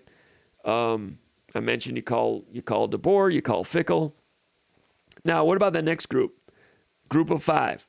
Out of these 65 coaches hired in the last 6 years, 21 have come from the group of 5. 21 coaches, the group of 5. That's where the coaches are that are accessible to most of these programs. Going back to 2018, some of these were successful, some are still trying to go at it. 2018, Scott Frost, Central Florida goes to Nebraska, gets fired. Chad Morris goes from SMU to Arkansas, goes 4-18, gets fired. Chad Morris? I had to look that one up. I'm like, why they hired Chad Morris? That's who Arkansas hired. Chad Morris from SMU. Chad Morris's best season at SMU was 7-5. That was his final year at SMU. For some reason, Arkansas hired him. I don't know about that, but that was a Power 5 or a Group of 5 hire. In 2019, there were 5 Group of 5 hires. Chris Kleiman, Kansas State. Now, I know that North Dakota State is not a Power 5, but this is Power 5 and below, head coaches. He's done really well at Kansas State. Won national titles at North Dakota State. Very good hire. Neil Brown at Troy State. Do they still call it Troy State or just Troy? Neil Brown goes to West Virginia. He's on the hot seat. Had a big win earlier in the year. He's just trying to fend everybody off. Still to be determined. Scott Satterfield, Appalachian State to Louisville, did okay, but when they started wanting to get Jeff Brom, Satterfield says, I know I'm not really wanted. He didn't get fired. He just said, I'm going to take the job at Cincinnati after Fickle left. And that left room for Brom to come in. So he didn't get fired at Louisville, but he was kind of nudged out. Satterfield had a lot of success at App State. These are a Group of 5 coaches. Jeff Collins, Temple, goes Georgia Tech, gets fired. Matt Wells, Utah State. I thought he was a great coach. Goes to Texas Tech, last 2 years, gets fired. Matt Wells at Utah State, they came here, played Michigan State, ran the quickest up-tempo offense that's ever been played at Spartan Stadium. They were snapping the ball at 9 seconds. They were good. And they had the quarterback that ended up at the Packers. Forget his Jordan Love, right? So these are the group of 5 candidates that year. The next year, 2020, 4 group of 5 coaches. Mike Norvell, Memphis, goes to Florida State. Lane Kiffin, Florida Atlantic, goes to Ole Miss. So you got Florida State and Ole Miss going to the group of 5. If you think Michigan State's above going to the group of 5, you're not following college football. You don't know crap about college football if you think the group of 5 is beneath Michigan State. Also in the group of 5 that year, Mike Rolovich goes from Hawaii to Washington State. Eli Drinkowitz goes from Appalachian State to Missouri. So that year, Florida State, Ole Miss, Missouri, all hired coaches from the group of 5, from Memphis, FAU, and App State. The next year, 2021, group of 5, Lance Leipold goes from Buffalo to Kansas. Doing a real good job there. The quarterback's hurt. If he wasn't hurt, I mean, that's a really well-coached team. And I like Lance Leipold a lot. 59 years old. Too old for some tastes. Might be too old for Michigan State's taste. I don't know if I agree with that or disagree with that. He's excellent. And his team, of all these coaches, all these teams we're talking about, top to bottom, Kansas is as well coached as any of them, with the possible exception of Duke, of these schools that we've been watching. I still have to watch Arizona a little bit more. That year also, group of 5, 2021. Lance Leipold goes from Buffalo to Kansas. Brian Harsin goes to Boise State, from Boise State to Auburn, got fired. Josh Heupel goes from Central Florida to Tennessee. That one's working out pretty well. 2022, group of 5, 3 of them. Sonny Dykes, aforementioned, goes SMU, TCU, working out pretty good. Kalen DeBoer goes Fresno State to Washington, working out great. Billy Napier, he was the guy in this coaching in this coaching go-round, in this coaching cycle.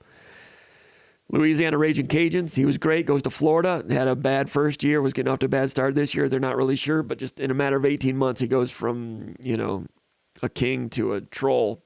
That's the way it is, group of 5. So who got group of 5 that year? TCU, Washington, Florida got group of 5 coaches. 2023, this past year, group of 5. Luke Fickell goes Cincinnati to Wisconsin. Deion Sanders, Jackson State to Colorado. I realize Jackson State's not group of 5, but like I said, this is group of 5 on down. Hugh Freeze, Liberty to Auburn. And Troy Taylor goes Sacramento State to Stanford. Realize Sacramento State's not group of 5, but you get what I'm saying. That's it. But that's 21 group of 5 coaches. Interesting array in there, right? Do you want to keep talking about this? Group of 5, so that leads into this question. Who is out there for the group of 5 this year? It's not a great group of 5 contestants for what Michigan State is right now. I looked at the group of 5 coaches, and I looked at last year. There were 14 coaches in the group of 5 last year. There were 10. I'm looking for like under the age of 55 that won at least 8 games. And I think, I don't know the exact number. It's like 12 or 14 of them. And let's see, here it is. Here it is. There were 16 teams that won at least 8 games last year. And we'll have an update on what they're doing this year. 16 teams in the entire group of 5 that won at least 8 games. So if you're looking at Michigan State and you're looking at group of 5 candidates, and we just demonstrated that group of 5 is usually where a lot of schools have to go, including Florida State, Ole Miss, schools like that. Group of 5, 16 teams last year won 8 or more in the group of 5. Of those 16, 6 of them are coached by guys that are 56 and older type of coaches. That's not a bad place to be if you're a group of 5 coach. It's not a bad place to be if you're an old group of 5 coach. You get a group of 5 job, you're old, you're too old for someone else to come take you out of there, and you just kind of ride it out. What I mean is, like, if you're Ohio University and you've got Tim Albin there and he's 58 and he takes over for Frank Solich. Ohio's having a good year this year. He's 58. He was 10-4 last year. Nobody's going to come in and hire that guy. Ohio's set for probably another 5-10 years with that guy. Troy Calhoun at Air Force, 56 years old, 10-3 last year. Jeff Tedford, Fresno State, 10-4 last year, 61 years old. No one's going to come in and hire Jeff Tedford, I don't think. You look at James Madison. James Madison's really good. They're always good, right? Their coach, Kurt Signetti, 62 years old. Nobody's taking that guy out of there. James Madison's set with that guy. Willie Fritz, Tulane, 63 years old, 12-2. I saw one of the leading college football writers had Willie Fritz as someone Michigan State would be interested in. I don't think they realized that he's 63 years old. Rick Stockstill, Middle Tennessee State, went 8-5 last year, 65 years old. Those are group of 5 coaches that are too old to be considered. That's 3, 4, 5, 6. 6 out of the 16. That leaves 10 other coaches that are under the age of 55. And there's not many of them. There's like 2 or 3. That's why a lot of people on our message board have been interested in Charles Huff, 40 years old at Marshall. 9-4 last year. This is his 3rd year. He was 7-6 in year 1. Took over a program that I think was in decent shape. Doc Holliday got old, whatever. Moved on. Huff comes in. Huff was, running backs coach at Alabama, I think, and at Penn State. Considered a really good recruiter at those schools. Not hard to recruit at those schools, but a dynamic recruiter in some ways. Really interesting personality, worth watching. Watched him closely a couple weeks ago against NC State. Almost won that game. They beat Virginia Tech this year. If they'd have beaten NC State as well, that really would have padded his resume. But they lost last week to Georgia State. Georgia State's a good group of 5 team. Their coach is not on this list. First of all, he's in his, I think he's older, but last year they didn't have a very good season. They were like 4-8 or something. So I didn't have the Georgia State coach on this year. They're good this year, but they're not on my group of 5 list. Charles Huff's 4-2 this year, but he's interesting. When you talk about group of 5 coaches, you're talking about Charles Huff. You're talking about Jamie Chadwell, 46 years old, 9-3 last year at Coastal Carolina. Really built up Coastal Carolina to be a surprise top 25 team. Real good with some spread option stuff. Reminds me a little bit of Gus Malzahn a little bit. Younger guy at 46. Personality-wise, he's like a Tennessee Southern Mark D'Antonio type of guy at Coastal Carolina, 9-3, 11-2, 11-2. Hugh Freeze leaves Coastal Carolina, goes to Auburn, leaves Liberty, I'm sorry. Hugh Freeze left Liberty, goes to Auburn. Liberty's got a head coaching job. Jamie Chadwell takes that job, goes from Coastal Carolina to Liberty. He's 6-0 right now at Liberty with some of his own players, but mostly Hugh Freeze's players. And apparently he's being paid $4 million a year at Liberty. So it's not gonna be really easy to pry him out of there. Secondly, most people think he's looking in the SEC or ACC to stay in the South. He's from Tennessee, very much a Southern gentleman. Not sure Michigan State is his would be a place he would consider a destination. You're looking at others in the group of 5. Jason Candle. People want to look past the backyard a little bit too far. They might not respect the backyard, but Jason Candle, 43 years old, was 9-4 last year at Toledo, has 3 9-win seasons, took over from Matt Campbell at Toledo. He's 6-1 this year. He's got some big games coming up. Miami of Ohio is good this year with Chuck Martin at 5-1. Chuck Martin, former national champion at Grand Valley State. He's at Miami of Ohio now. He's had, like 8 straight seasons at Miami that's just right around 500. Just really hasn't not knocked him dead there. He's done okay, and he's stable, and he's 55 years old, but what he's doing at Miami, even if they have a real good year and win the MAC this year, I don't think Martin is a contender when you talk about group of 5 guys. But Jason Candle had a real good start initially at Toledo and then went down a little bit to like 7-5, whatever, and in the COVID year. Now he's built it back up. 9-4 last year. What if Toledo goes 11-1? We just went through the group of 5. And, 21 hires out of 65 have come from the group of 5. Jason Candle is probably going to be the most realistic, best group of 5 candidate out there in terms of the group of 5 portion of it. He's going to get hired somewhere, might do pretty well. I don't know. Defense gets a little bit ragged here and there. Offense, he's recruited Detroit. He's got a Detroit quarterback. Penny Boone is his running back. Detroiter from Cass Tech that went from Maryland to Toledo. He's doing a good job. And we talk about the bottom 34 programs in America, the bottom 34 Power 5s. I don't have the exact numbers, but I looked this up also. In terms of the number of schools that have in the bottom 34 who hired their coaches before 2020, before COVID, like the vast majority have hired new coaches since 2020, just in the last 4 years. Of those that have been there, more than 5 years, there's maybe 15 or 16 programs that have been there for 15 or 16 for since 2019 and previously. I don't have those numbers at my fingertips, but it's something like that. Of those 15 schools, only 15 of the bottom 34 haven't had to hire a new coach since 2020 is one way to put it. Only 15 of the 34 have not had to hire a new coach since 2020. Of those 15, like 6 are from the MAC. I'm not saying they're great coaches, but they've been there long enough to get a new contract and stay there. You're talking about the coaches at Minnesota, Syracuse, Iowa State, Wake Forest. I can't think of the other ones. It'll come to me. But, you're talking about Matt Campbell at Iowa State, Babers at Syracuse, Doran at North Carolina State. And these are teams that have spent some time in the top 25 in recent years. Wake Forest, top 25. Not this year. Got their coach from Bowling Green. Syracuse got the coach from Bowling Green. NC State got the coach from Northern Illinois. Iowa State got their coach from Toledo. I'm not saying that's the greatest thing, but anyone who closes the door on that as a possibility is ignorant. So Jason Candle, if he goes 11-1, someone's going to take him. Tyson Helton is pretty good. 46 years old, went 9-5 last year at Western Kentucky. He's former offensive coordinator at Tennessee. That was in 2018. I think that was for Pruitt, not for Heupel. So former offensive coordinator at a big-time program. Goes to Western Kentucky. And he's had 3 9-win seasons in 4 years. He's born in Florida. Played high school ball in Texas. His dad was a coach, Kim Helton. Kim Helton was the coach at Houston, like in the early 2000s, late 1990s. Western Kentucky is 4-2 this year.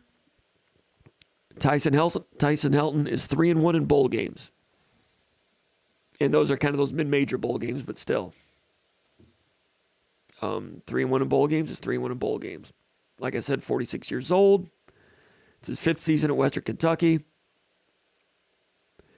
And he's interesting. He's a Texan. So the thing about these group of 5 coaches, what I say, 16 of them had won at least 8 games last year. Only 10 are 55 or younger. So I would say there's only 10 hireable group of 5 coaches. And of these 10, the ones that are not old, like 7 of them are like really Southern. Nothing against Southerners. My mom and dad were from Tennessee. All my family, all my extended family, Southerners, love it, right? Don't always like their football teams, but some of them I do, some of them I don't agree with, whatever. But in terms of a fit, the Sonny Dykes factor, the Rich Rodriguez factor, would Jamie Chadwell want to go to Michigan State? Would Michigan State get Jamie Chadwell? Talked about this on the VCast last week. Hey, there's an outlier for every situation, right? I mean, Hayden Fry turned Iowa around. He came in from North Texas State, not square peg round hole in Iowa, right?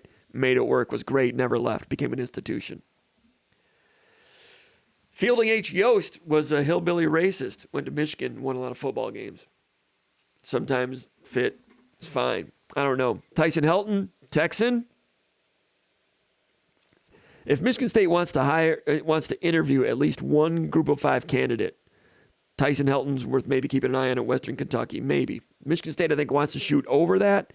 But when you talk about group of 5 candidates, and I just told you, 21 out of 65 Power 5 hires since 2018 have been group of 5. The current group of 5 crop is not, nobody's going to wow you, right? There's no Billy Napier in there this year. Billy Napier's not been great at Florida. There's no Lane Kiffin at FAU, right? Some would say Tom Herman at Florida International.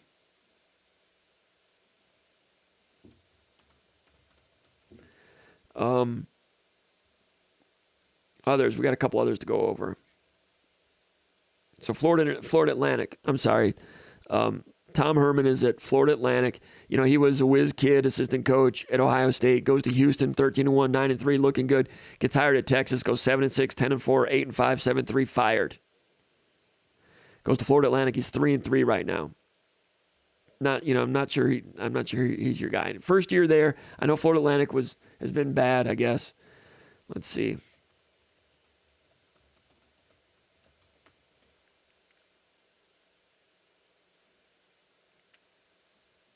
Florida Atlantic last year was 5-7, not that terrible. Takes over a program that's 5-7, and he's 3-3 right now.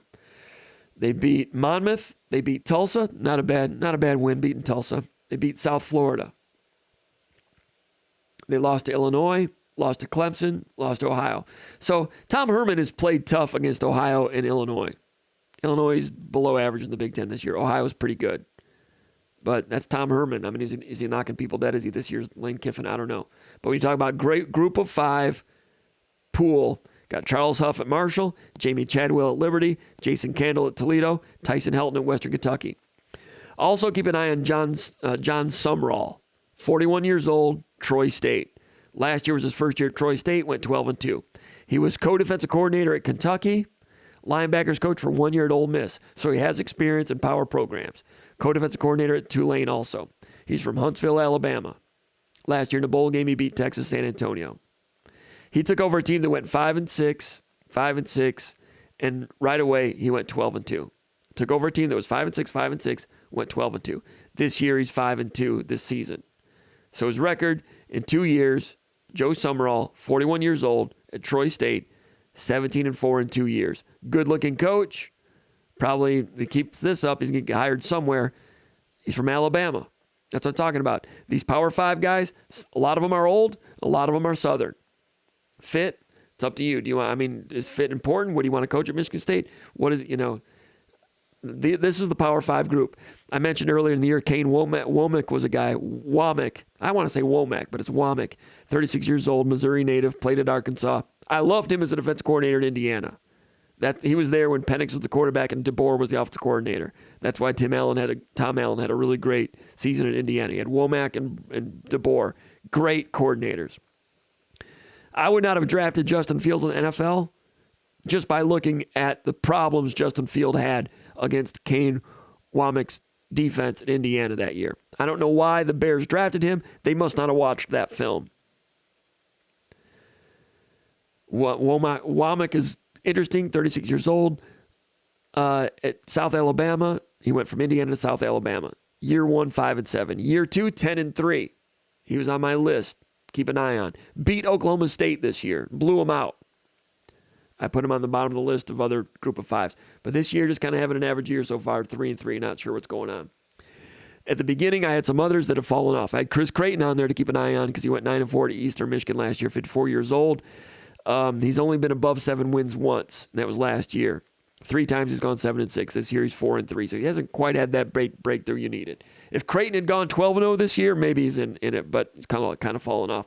I had Mike Houston on here from East Carolina, 51 years old, went 8-5 last year. He's 22-27 in 5 years, below 500, but he won an FCS national championship at James Madison in 2016. Goes to East Carolina, but this year East Carolina's 1-5, so Mike Houston's off my list.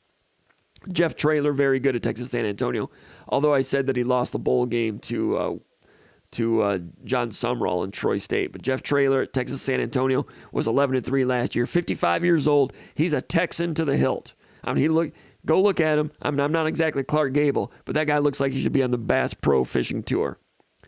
Nothing against the Bass Pro Fishing Tour. I wish I was doing the Bass Pro Fishing Tour. But Jeff Traylor, he's Texan to the hilt. He was running backs coach at Arkansas for 2 years. Running backs coach at SMU, so he has some experience with big time programs. He was assistant head coach at both of those places. He was tight ends and special teams coach at Texas for the Longhorns. Prior to that, 14 years as a great high school coach in Gilmer High School in Texas. And this year he's fallen off to be about 3-3. But 11-3 last year at Texas San Antonio.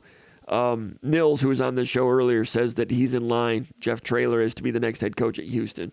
He was 4-time Texas High School Coach of the Year. These are the good group of 5 coaches. This guy's Texan all the way. He's not coming to Michigan State, right? Might have said the same thing about Hayden Fry back in the old days. But the old coaches, I mentioned the old ones. Tim Albin, an old coach at Ohio U, he's good. Troy Calhoun, 56 at Air Force, not getting him. Tedford, 61, Fresno. Signetti, 63 years old at James Madison. Willie Fritz, 63 years old at Tulane. Stockstill, 65 years old at Middle Tennessee State. And that's it. That's all the group of 5 coaches. That's the pool. That's it. Now, what about assistant coaches? Of the 65 Power 5 schools that hired coaches since 2018, 29 were assistant coaches. 32 if you count NFL coaches. 7 of those were elevated from within, like Ryan Day, promoted. Like Marcus Freeman at Notre Dame, promoted. Former coordinator, coach leaves, promoted, right? So 7 were assistant coaches hired from within. So 22 were assistant coaches from elsewhere that were hired to Power 5 schools. We mentioned earlier, of the 65 coaches hired to Power 5 schools since 2018, of the 65 new hires since 2018, the last 6 years, of the 65 hires, only 9 went from Power 5 to Power 5. And everybody seems to want a Power 5 school, but I just demonstrated that that's hard to do. The assistant coaches, that's the other category. If you're still with me, let's look at who those guys are. Let me check are people still watching? I'm just kind of going off here, and I don't know if people are falling asleep or what. I think some of you guys are falling asleep. I apologize about that.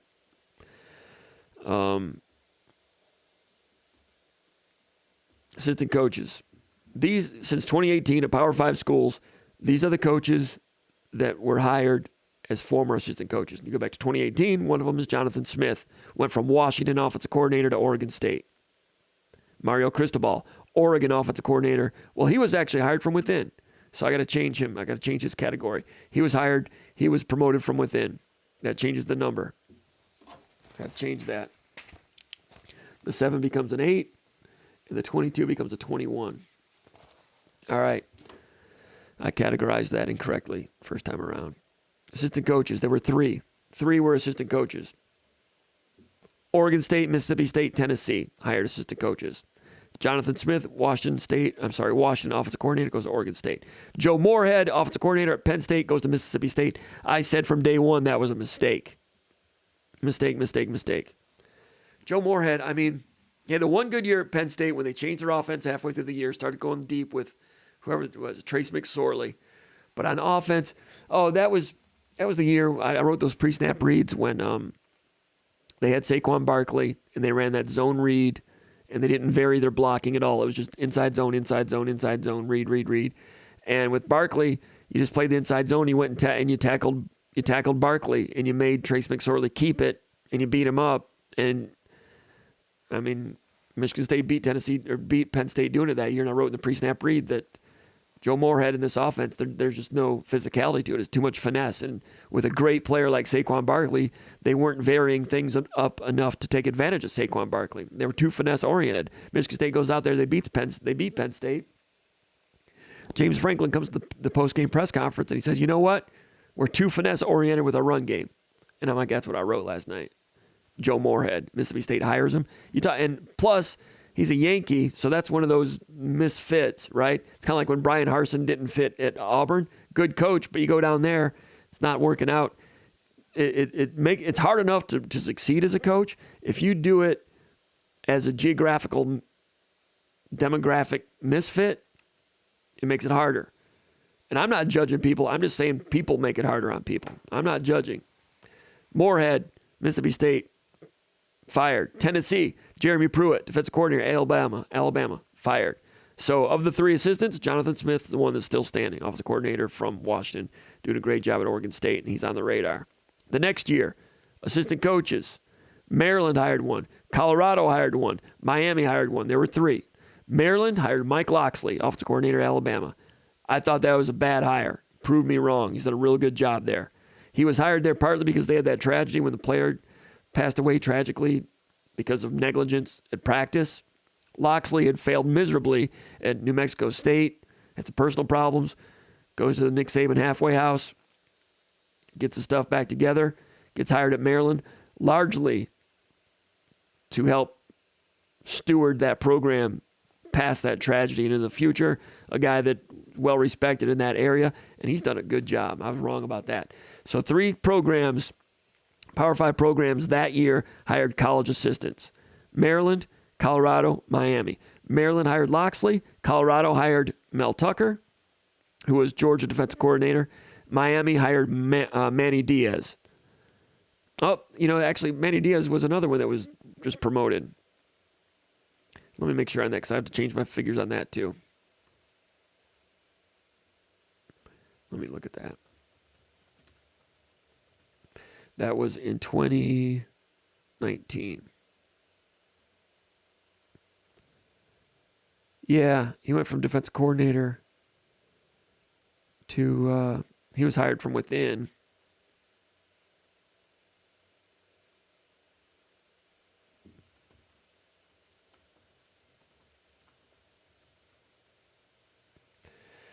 So in 2018, I just got to do this. I'm trying to be thorough on this. Oh, that's right. Mark Richt was the head coach, and he retired. So Manny Diaz was promoted from within. So I got to change my numbers on that to another one. Manny Diaz was from within. That makes 9. So that makes only 20 assistants. 20 out of 65. 20 out of 65 were assistants. So Manny Diaz was hired from within, didn't work out, fired. Now he's assistant coach at Penn State and doing a pretty good job at defensive coordinator. Manny Diaz last year I thought was terrible when they were blown out by Michigan. Michigan rushed for 400 yards, and Michigan's physical, they're good and all that stuff. But also, I studied that game to get ready for the Michigan State game for the pre-snap read last year. And Penn State, with the lack of gap integrity, there's a one-gapping team, and just like every fifth play, somebody would be out of a gap, and Michigan would find it and just roll for 30 yards. That was quality control. That was poor coaching. It wasn't individuals getting destroyed. It was Manny Diaz having a lot of trouble there. I'm like, that guy sucks. Because the year before, when Michigan State played Miami, he was head coach at Miami, and I looked on the film for that one for the pre-snap read, Michigan State versus Miami, going down there. I'm like, man, Miami, they have gap control issues. Gap integrity's not good. It's a one-gapping team, and they leave a gap open every fifth play. Michigan State played them, beat Miami. They had 1 or 2 gap errors. It wasn't like all the time, but enough that you're letting it happen as a head coach. He's a defensive coach and letting it happen, not good. Goes to Penn State, same problem happens. I'm like, why'd you hire that guy? 400 yards from Michigan. But by the end of the year, Penn State had solved quite a bit of that. And then this year when I watched Penn State against Iowa, not that Iowa's got a good defense, but Penn State has solved that issue. They're no longer gap unsound. So credit to Diaz for that. I'm not sure why that got away from him the way it did, both at Miami and last year for the first half of the Penn State game, but enough about that. What do we have here? 2020 college assistants. There were only 2 then. Only 2 in 2019. Maryland and Colorado. Maryland hired Loxley from Alabama. Colorado hired Mel Tucker from Georgia. 2020 college assistant coaches. 4 of them, college assistants, went to Power 5 schools. Ruckers, Baylor, Boston College, Arkansas. Ruckers hired the defensive coordinator from Ohio State, Greg Schiano. Baylor hired the defensive coordinator from LSU, Dave Aranda. Boston College hired the defensive coordinator from Ohio State, Jeff Hafley. Arkansas hired an assistant coach, offensive line coach from Georgia, Sam Pittman. Coordinator, Ohio State, LSU, Ohio State. Hafley and Schiano were co-coordinators. So you're hiring coordinators from like great colleges, right? Great programs. Sometimes coordinators are cut out to be head coaches. Sometimes they're not. So I'm trying to figure out who are some of these assistant coaches out there that might be Michigan State material.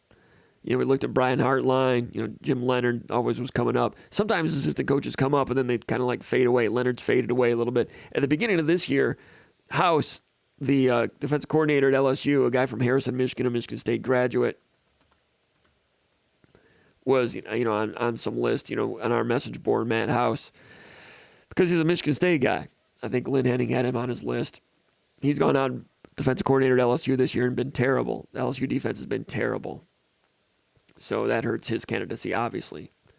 But in week 2, when Tucker was fired, suspended, a lot of people on our message board were mentioning him as a candidate. But assistant coaches, man, their fortunes can come and go and rise and fall quickly. Schiano's doing a pretty good job at Ruckers. And I feel good for Ruckers winning that game last week in some regards.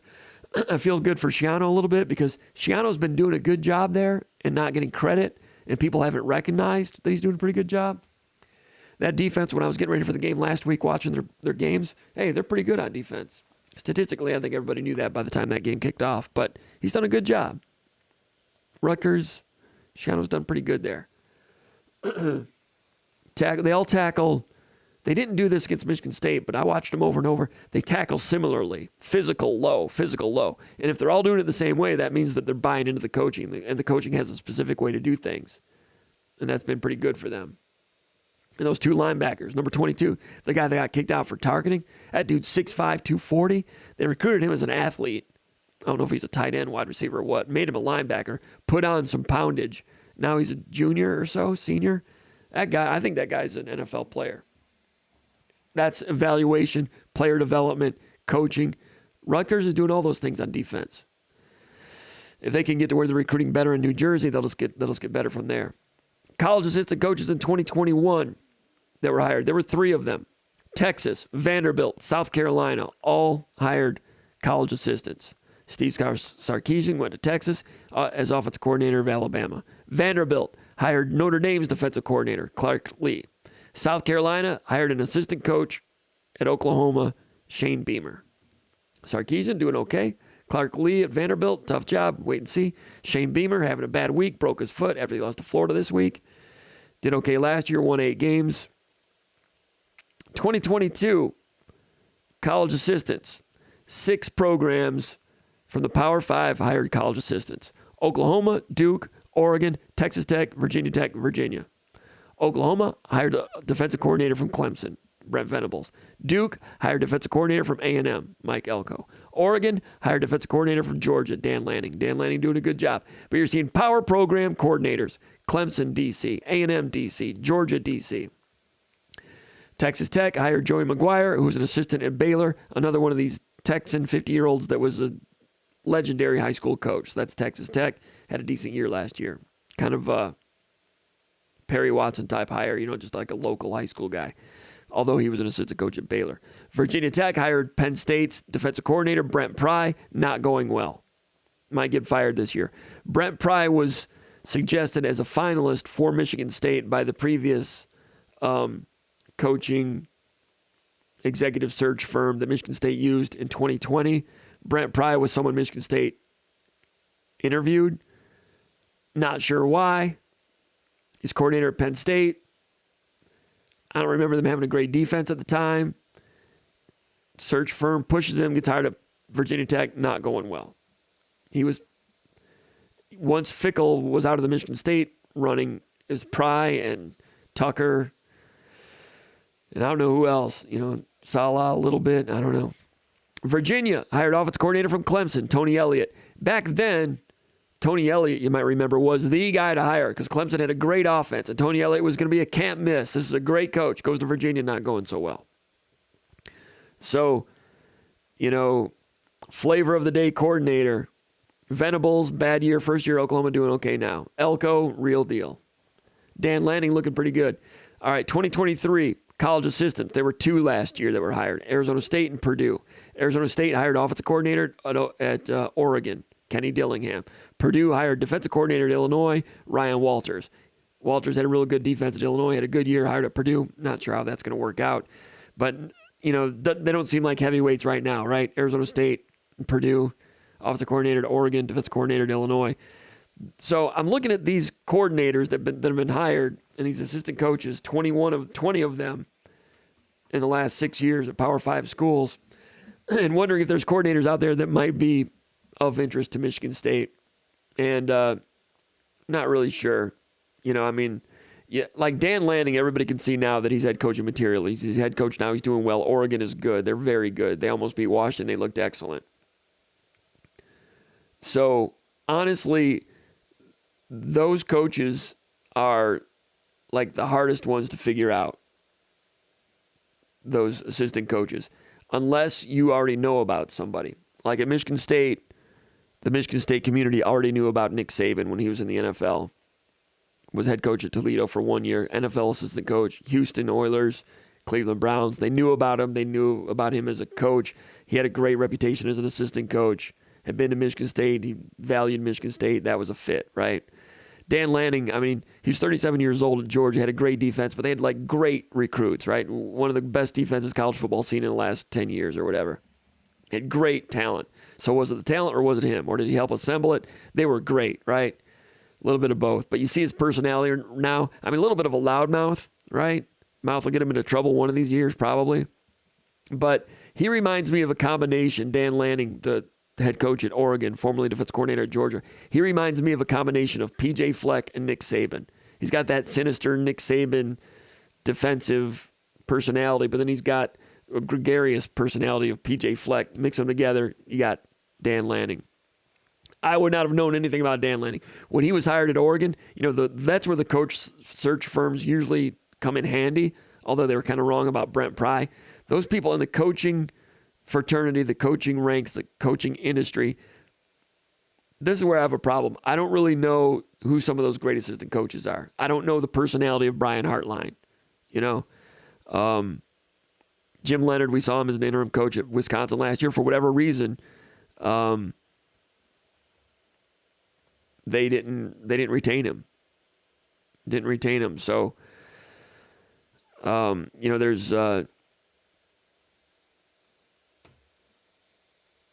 like the offensive coordinator whose name escapes me at Colorado. People were high on him when Colorado had a couple of good games, but they've and they do good stuff with a really good quarterback and good skill position talent. But what's his name? I forget his name, but he was at Kent State prior to that and struggled. He's 500, left head coaching job at Kent State to go to Colorado. So if you're 500 in the MAC, you're 500 in the MAC. I don't know why that guy's better than Jason Candle. Mike Yurcich, offensive coordinator at Penn State, worth looking into a little bit. A guy that's from Ohio.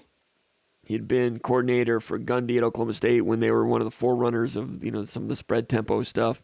Yurcich is interesting as a coordinator, but more interesting than some of these other guys. I mean, Jonathan Smith used to be a coordinator. Now he's been a head coach. He's run an operation.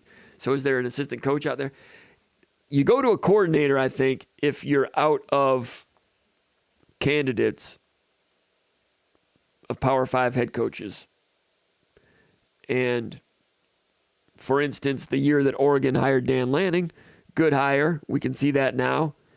But that year, there were 3 Group of 5 hires. I'm sorry, that year there were 3 Power 5 to Power 5 hires. I mean, there was Oregon lost their coach to Miami. That was one of them. The other ones, Lincoln Riley goes to USC, Brian Kelly goes to LSU. So Riley and Kelly aren't available. You lost Cristobal. You look in the Group of 5. The Group of 5 hires were Kalen DeBoer went to Washington, Billy Napier went to Florida, Sonny Dykes went to TCU. Must not have been a real great crop in 2022 of available coaches. To their credit, Oregon looked at what they had and they said, let's get the coordinator from Georgia, and it's worked out well. Oklahoma said, let's get the coordinator from Clemson. Venables, working out pretty good. Still a lot to be learned from those hires from 2 years ago. So you want to do one more category? You want to look at NFL, let's say, hired from within. There were 9 of those. 9 of those that were like promoted. Coach leaves, hired from within. That would be in 2018 at Ole Miss. They hired Matt Luke from within. That's after Hugh Freeze got in trouble. Matt Luke lasted a couple of years, gone. Oregon, Mara Cristobal, after Willie Taggart left, did a pretty good job, left. The next year, 2019, promoted from within. There were 2. Ryan Day at Ohio State, Manny Diaz at Miami. One's doing okay, but maybe get on the hot seat here soon. Manny Diaz, not so good. The next year, from within, 1 at Washington, Jimmy Lake, Washington Huskies after Chris Peterson retired. Failure. Fired. 2021, hired from within. I don't think there were any. 2021, none. 2022, hired from within, 2 of them. Notre Dame, Marcus Freeman, doing okay. Washington State, Jake Dickert, after Rolovich left because of the COVID thing. He didn't get his COVID shot, and he got fired. So Jake Dickert was hired. Defensive coordinator, doing pretty good. Defensive coordinator at Washington State, but the weakness of that team is defense, which is strange. On offense, they kind of air raided around, and is a guy with Midwestern roots. Great personality from what I understand. Coaches love coaching for him. The players don't want him to leave, but they went out there and got destroyed by Arizona last week. I mean, what's better on a resume than an actual football game between 2 prospective candidates? And in 2 weeks, you got Jonathan Smith against Jed Fish, who I think could become a candidate. I don't know for sure that he is yet. 2023, promoted from within, 2 of them. Mississippi State with Zach Arnett, promoted after the unfortunate death of Mike Leach. Zach Arnett changes the offense. They go from the pirate, air raid that Mike Leach invented. They've gone to 2-back without 2-back personnel, and it's not going to work at Mississippi State. So Mississippi State's not done a real good job hiring coaches. They did a great job with Leach, not a good job with Moorhead, not a good job with Arnett. The other one promoted from within, Georgia Tech, Brent Key. Doing all right. Who did Georgia Tech upset? They've done all right this year. And you might see, I don't know, you fire a coach, you keep Brent Key, interim coach, took the job. He might do all right there, but I don't think Georgia Tech wanted to risk losing all their players to the portal here in the portal era. But that one's turning out all right. NFL coaches, there's only been 4 over the last 6 years. NFL coaches don't go to the college ranks much anymore, and athletic directors don't look to bring people out of the NFL ranks because the whole recruiting thing. There were none in 18, none in 19. There was 1 in 2020, and that was Carl Durrell, who was an assistant coach for the Dolphins, goes to Colorado and was horrible. That was after Mel Tucker left. Right? Yeah. 2021, there were 2 NFL assistants. Brett Bielema goes from the New York Giants to Illinois. Worked out really well last year. This year, not so much. And Jed Fish, Patriots, NFL assistant, went to Arizona, looking pretty good. So those 2 NFL coaches have done well. But those are 2 coaches that had coached extensively in college previously. And Bielema wanted to get back into the college ranks. The next year, no NFL assistants. And in 2023, there was 1, but that was Matt Rule, who had been fired with the Panthers. So that's where coaches come from. I'm glad we had this talk. I don't know what it means, other than the group of 5 pool is shallow. The Power 5 pool, it's hard to get coaches from the Power 5. It's only happened 9 times out of 65 in the last 6 years. So if one's available and they want to come to your school and they're a top 15 coach and his name's Jonathan Smith, right now that's lining up interestingly. But if Jed Fish beats him in 2 weeks, that's interesting also. In the meantime, do you call DeBoer? Do you call Fickle? That's what this is all about. We don't know. All right. Let's go. I got to zip through these questions. I've been talking too much. It's a talk show and I'm talking too much. Let's go here to the comments, see how much people are making fun of me after all of that.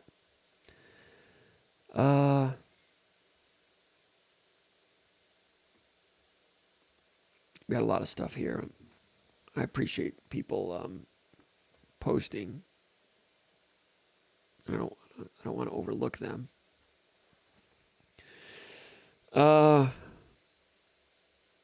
Groove Spoon, always good to shout him out. Mark Webster says he's hyped for Michigan State basketball. Young Feezy Baby says best guards in the country, baby. Young Feezy Baby likes to use the word baby. I'll bet he was a pro wrestling fan back in the 80s. Matt Latham here. Great to hear from Matt Latham. Groove Spoon says Duke is loaded. Mark Mitchell returning a problem as a 6'9" defender can guard 2 through 5 positions. Groove Spoon knows his basketball and he's ready. Dang, Groove Spoon. Check out the big brain on Groove Spoon.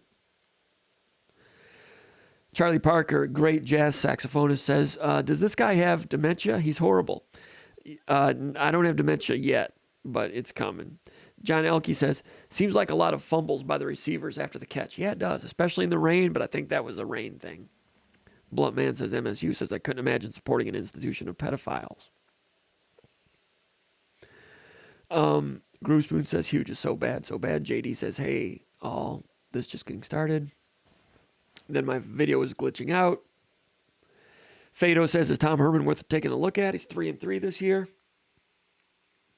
He's had some issues, right? Kind of. A little bit different at Texas, a little bit. John L. Smith used to smack players on the face. I think Tom Herman kisses players on the cheek. all of them before the game. I think I heard that. Maybe not. Not that there's anything wrong with that, but it's different. And he didn't work at Texas. He was good at Houston. So now he's kind of rehabbing himself there at FAU or FIU, one of those IUs, AUs, Fs, I don't know. And 3-3, lost Ohio. We talked about that earlier. It's interesting because he was like the prospect when he went to Texas, right? LSU badly wanted him. Didn't get him, so they took Orgeron. Won a national title, then they fired him. Herman is interesting. I mean, I don't close the door on the possibility that he could resurrect himself and become a good coach someday. Does Michigan State go that route right now? Depending on what's available to them, I wouldn't shut the door on it, but I'd be more inclined to see what happens with Fish, see what happens with Jonathan Smith. Beyond them, the other two guys, give them a call. Beyond them, would you rather have Jason Candle or Tom Herman? Herman might come in and might wreck everything, might be good. Candle might be a real good coach for someone else somewhere. You know, Candle's probably going to be like a Matt Campbell type of guy. Keep an eye on Matt Campbell also. I know he's had a couple of tough years, but this year they're starting to turn it around. And if they've got some tough games on their schedule, but if they happen to win out and go 9-3, Campbell is in the chase group right now. He's not in the lead pack, but they go 8-4. He becomes a decent plan B to have back there, I think, over Herman if he goes 8-4. I know they lost to Ohio earlier in the year. Ohio was pretty good, but Iowa State is breaking in a redshirt freshman quarterback, inexperienced, and he's getting better now. Beat Oklahoma State. Who else did they beat? They beat Kansas State, something like that. I watched the Iowa State-Iowa game, and Iowa State was down by like 10, and there was like 6 minutes to go, and Iowa had the ball, and they were huddling and taking way too much time. Down by 2 touchdowns, 2 scores, and the home crowd was restless, and they booed, and they had the right to boo. That was not a great look. There's no great hires, right? Every hand's a winner, every hand's a loser. Bluntman says Michigan State should lose federal funding, and the people that allowed Larry to do what he did, the whole administration, should be charged for crimes against children. That's pretty blunt. Michigan State definitely, the person above Nasser was an idiot, and that was bad. But also, I mean, it was investigated by the Meridian Township Police, who I have a lot of respect for. They passed it along. The FBI looked into it. They passed it along. A lot of people passed it along. It's bad in a lot of ways, obviously. Groove Spoon says, JD talked. What do we have here?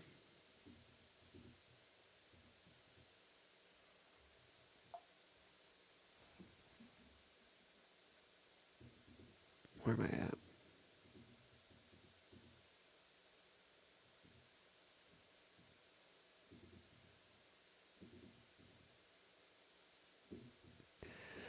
At JD talk top 5 Michigan State hoops game this season. A little bit of Michigan State football. Oh, he's just telling what happened so far. All right, let's see.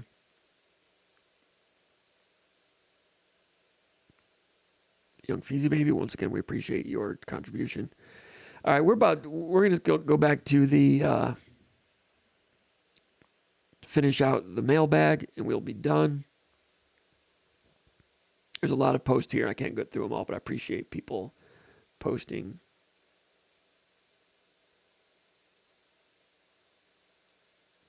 Oh, sorry, Noah. I was reading deleted messages. Got it. I was wondering. I was trying to ban that one, and it wasn't working. Thanks, Noah. You know, again, if I'd have just been here for rehearsal, I wouldn't be making these mistakes. But I missed rehearsal again. All right, so that was question 8. Lee from Elkham is asking me who my top 3 realistic candidates are, and I just went over the whole country in the last 6 years. I'm not sure I've got an answer. Question 9, Matt from Ravenna. Jim, what are your early takes on the hockey team? I think they look promising. Yes, they look promising, very talented, more talented than they've been in years. They're young and talented, playing an up-tempo style. They're going to be inconsistent a little bit because they're going to give up goals going the other way. Happened last week at Air Force a little bit. The kid from Belarus, the 17-year-old, just turned 18 last week. Great skill. Going to be a first-rounder next spring, next June. Maybe a top 15 pick in the first round. He's made some teenage freshman mistakes. Lost his guy in his own end last week for one of the goals early on in game one against the Air Force.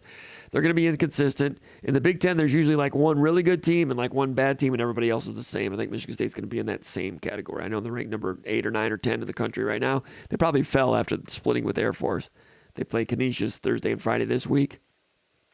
In the Big Ten, there's so many good programs. You can go 500, make the NCAA tournament, and just blow the heck out of somebody in the first round, blowing people out. That's what happened last year in the NCAA tournament. The Big Ten teams did really well in the tournament. I think Michigan State's going to be one of those like slightly above 500 teams in the Big Ten. So they need to beat Canisius a couple times. They need to win the GLI to get those out-of-conference points to help them with pairwise ratings to get into the NCAA tournament. The GLI is a big tournament. It's a good tournament. I said it last week. Nothing against Alaska, but the Western Michigan Broncos should be in that tournament every year. Now that they moved the GLI to Grand Rapids, it should be Michigan State, Western Michigan, Michigan Tech, the host team, and Ferris State. Maybe you rotate Ferris State out of there once in a while, put Notre Dame in or something. Not Notre Dame because they're in the conference. Somebody else. But not Alaska. Western Michigan's a good team. They get a lot of media in the Kalamazoo market. Top 10, top 15 team for a number of years. They should be in the GLI, and they bring some fans. Anyway, Michigan State hockey team's going to be pretty good. Need to win the GLI in December. Probably see you there. Karen in Naples, Florida says, Jim, do you think we've offered or are negotiating with Urban Meyer? Follow-up, is Mark D'Antonio cooking up some plays for Saturday's game? Second question, no, D'Antonio is not involved in play design. Defense, I think earlier, a few weeks ago, he had some input. You know, Barnett says when D'Antonio talks, people listen, but things are not changing much on defense. Do I think that Michigan State's offered or are negotiating with Urban Meyer? Yes, I think so. I can't prove it. I'm not reporting it as fact. You're asking me if I think so. I think it did happen. I think that maybe negotiating is too strong a word, but there were some talks. Question 11, Roxy from Grand Haven says, regardless of who becomes Michigan State's head coach, do you foresee that Coach Courtney Hawkins, will remain as wide receivers coach as a condition of hiring? And a question. As a condition of hiring, no.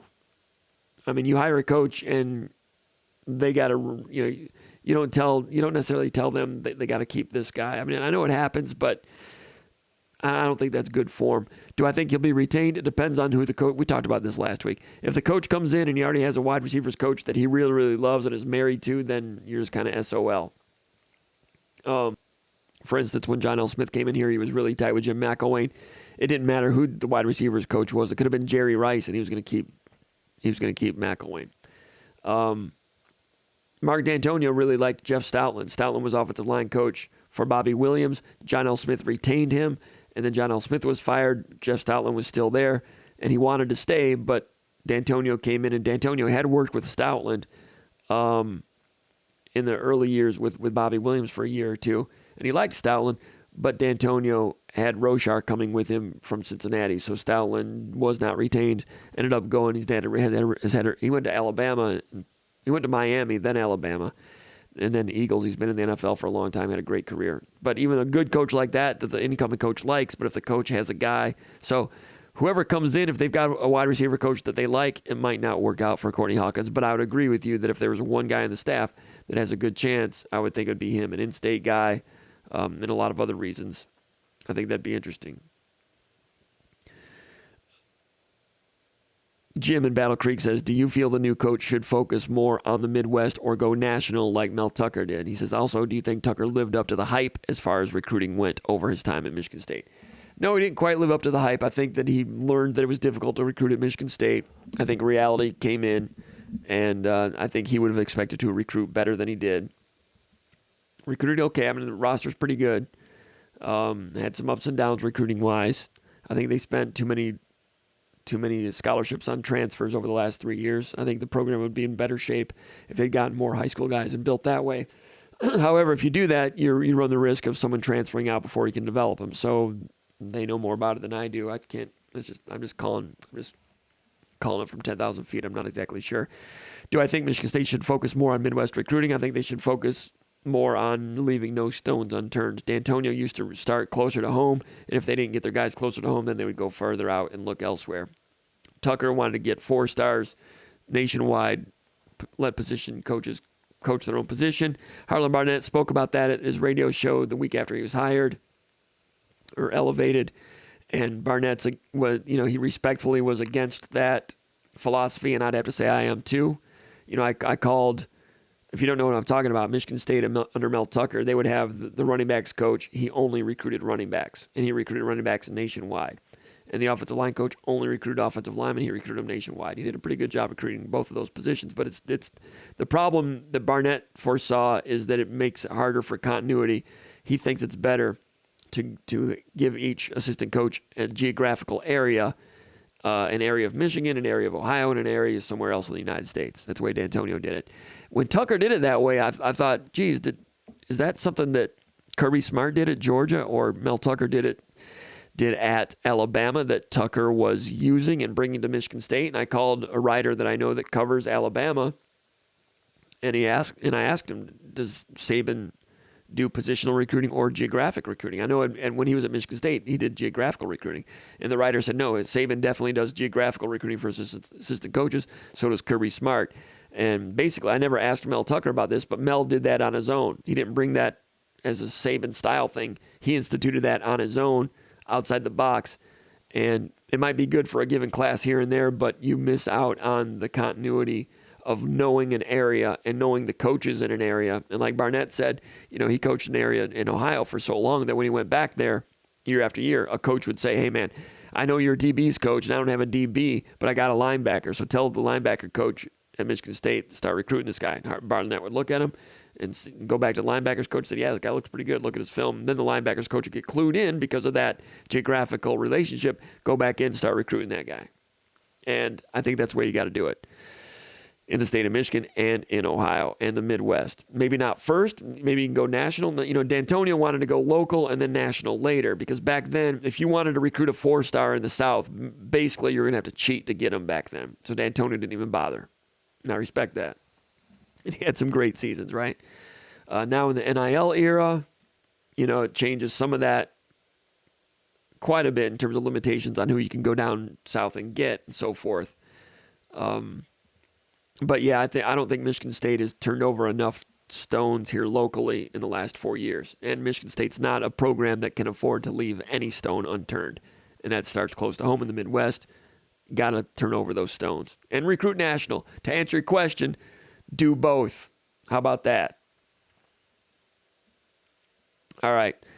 A guy by the name of Trouble with the Snap from Parts Unknown says, with a likely loss of recruits and commitments and an assumed 10-plus transfers out with a new head coach, Michigan State needs a roster plan. He says, the new coach will need to hit the portal hard. He says, will Michigan State find a way to be a cash player in this year's portal, or are the pocketbooks going to tighten with the lack of name, image, and likeness support?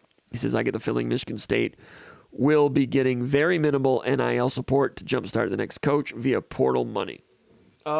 Really good comment, really good question, really good concern.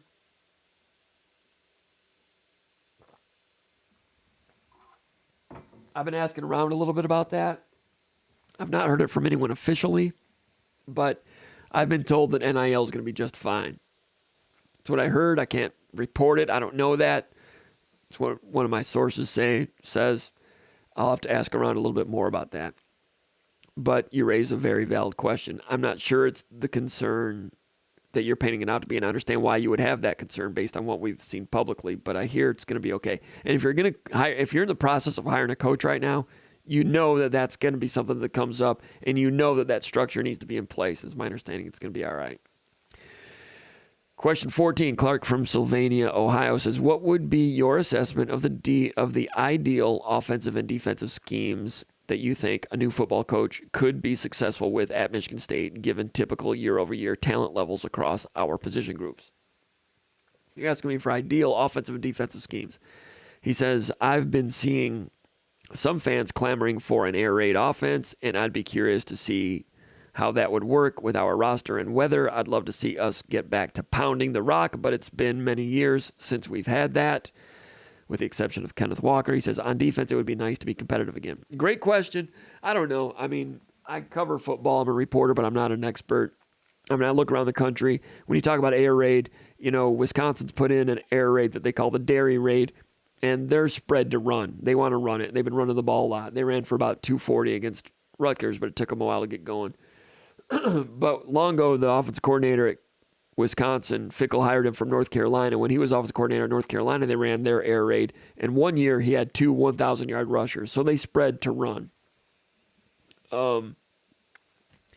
I think spread is good, zone read, all that stuff with some power principles. I don't mean to bring up Urban Meyer, but when Urban Meyer went spread, he was physical with the spread. Because when he started doing that, there was a thought that you could not be physical and run the spread.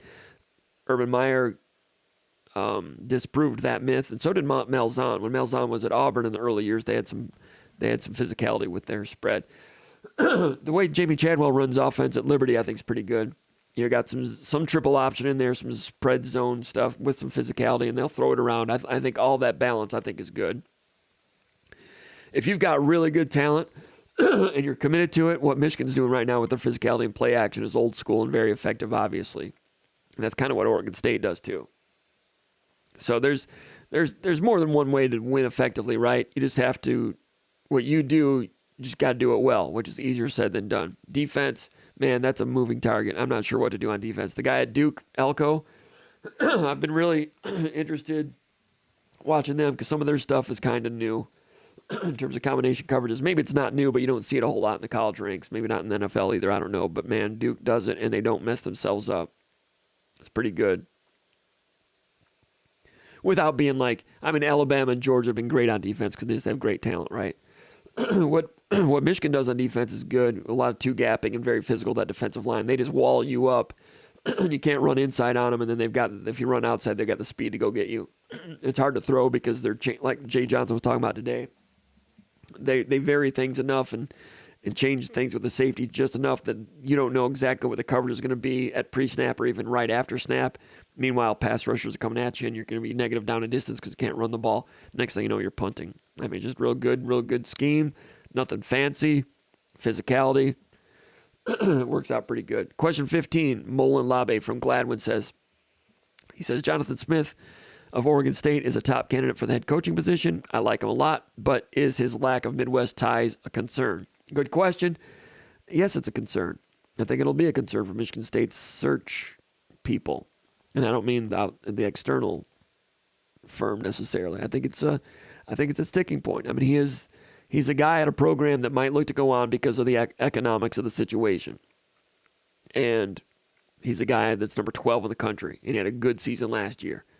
In terms of Power 5 coaches that are successful, that are pluckable, he's a guy right now. Excuse me, I'm sorry. No Midwest ties on his staff. So if you interview him, does that come up? Someone asked earlier, do you tell somebody, hey, if you take this job, you have to take Courtney Hawkins? Fair question.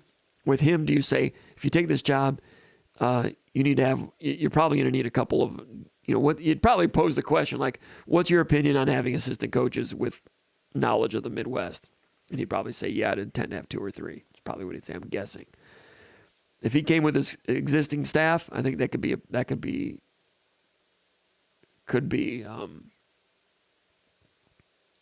a challenge.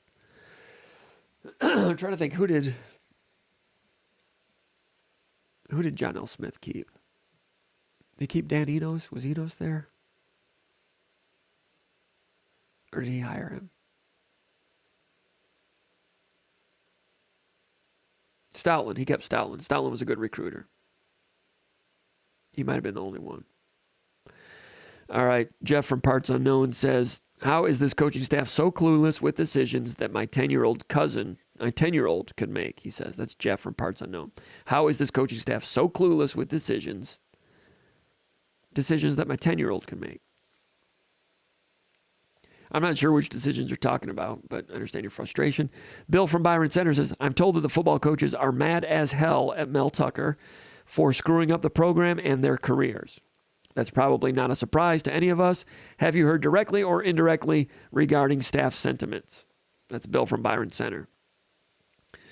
No, not directly, but I have heard that from one person indirectly. Didn't hear that from a coach, but I have heard that. We're just at a bar talking, right? That was a question in the mailbag. I'm just telling you that's what I don't know. That's what I've heard. Pizza aficionado from Freeland, Michigan says, "Hi Jim, I've noticed on a few threads that there is an unnecessary criticism of Spartan Stadium's Lots of Matza pizza." He says, 1, have I tried the Lots of Matza pizza? And number 2, can I share any insight on what they put in that thing that makes it so good? So that's Pizza Aficionado from Freeland, Michigan. Sounds like Pizza Aficionado really likes Lots of Matza pizza and disagrees with those that are criticizing it. And he wonders if I have any idea what they put in that pizza. My last name rhymes with the pizza topping. I am an expert on pizza. However, I had to give it up because I'm gluten-free. However, my current favorite gluten-free pizza, it is Buddy's Detroit-style pizza on Grand River in Okemos, and I order the 6 Mile pizza, gluten-free, and I like to have that with an ice-cold Coca-Cola, about that much. I do not drink soft drinks, very rarely, but for a treat, I will treat myself to the gluten-free pizza at Buddy's in Okemos with about that much Coke. I won't drink the whole thing, just a little bit. It's terrible for you. Last week, I had Malbec with it. I would probably, pizza and wine, not a thing. And I'm not trying to be a snob or anything, but I like red wine, right? And I like it with red sauce, right? Chianti usually, right?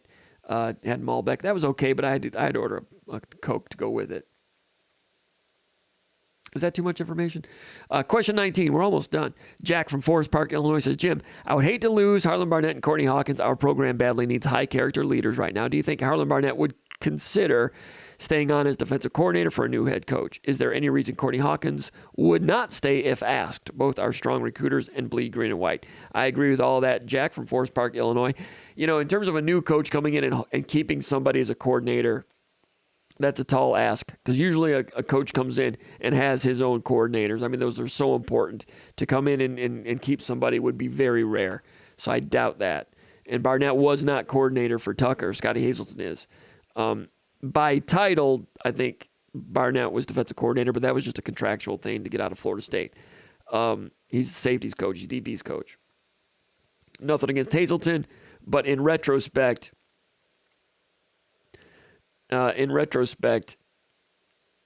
Mel Tucker, when he came in and you had the roster a certain way, knowing a certain defense, he kept Mike Tressel as safeties coach.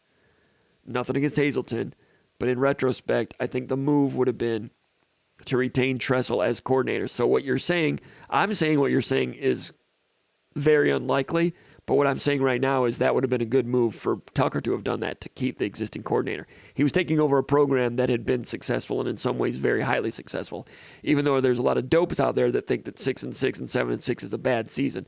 Sometimes a really good coach can go 9-3, then 6-6, then back up to 9-3. I mean, Gundy's done it. D'Antonio did it. Alvarez did it. Ferentz did it. I had a list of other coaches that have gone up, and then they come down a little bit, then they go back up. Very few go 11-1 every single damn year. I mean, Nick Saban does. Kirby Smart's doing it. They've done it at Ohio State. Clemson's going downhill a little bit. But usually, even the good coaches come down and go 6-6 once in a while. Barry Alvarez did it. So D'Antonio did it a few times. Did recruiting suffer late in the D'Antonio era? Yes. So could they have turned that around? I'm not sure. But Tressel's a good defensive coordinator, doing a good job at Wisconsin right now. If Tucker had just kept the defense the same and just kept that personnel, they might have had a little more stability. But maybe they would not have had the great year in 2021. I don't know. Again, nothing against Hazelton. It's just, I'm just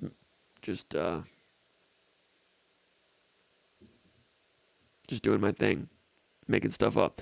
Sparty from Pawleys Island, South Carolina says, what does Ross Els bring to the table? We could easily be 4-2 right now with just even average special teams. I hate to talk negatively about any coach when we really don't know what's going on, but it is beyond unbelievable how bad special teams have been really since 2020. I can't disagree with that. When he was hired and, some of the coaching he did, I was pretty impressed with his energy and some of the things he was doing. But The results have not been good. I mean, the decision to play for the onside kick at the 14-minute mark, 8-minute mark, not good. The fake punt was problematic. Was that the Maryland game or the Washington game? I can't remember. Last year, field goal kicker was missing, but I don't blame that on the special teams coach. But it's a tough time. And, I know there's frustration out there, but kind of also remember that the coaches are human beings, and they've got the job that they have right now because they've done well in the past elsewhere. And a lot of them are still doing well right now this year, believe it or not. Could be 4-2, right? Head coach did what he did, and they've had to kind of try to scramble to keep things going. Very hard to do. Now they've got 3 top 7 teams in the last 6 games. So Sam in Lansing says, so we have all these names out there as candidates. He says, who are some that may be dark horses who are not getting mentioned? He says, I forget his name, but I think the offensive coordinator at Penn State is someone that's interesting. Thanks a lot. That's Sam in Lansing. Talked about him earlier, Mike Yersich, offensive coordinator at Penn State, 47 years old. He was offensive coordinator at Texas in 2020. Offensive coordinator for Gundy at Oklahoma State, 2013 to 2018. Excuse me. Pass game coordinator at Ohio State from Euclid, Ohio. So he's interesting. But, when you talk about dark horses and former assistant coaches, it seems to me Michigan State is interested in someone with coaches that have head coaching experience.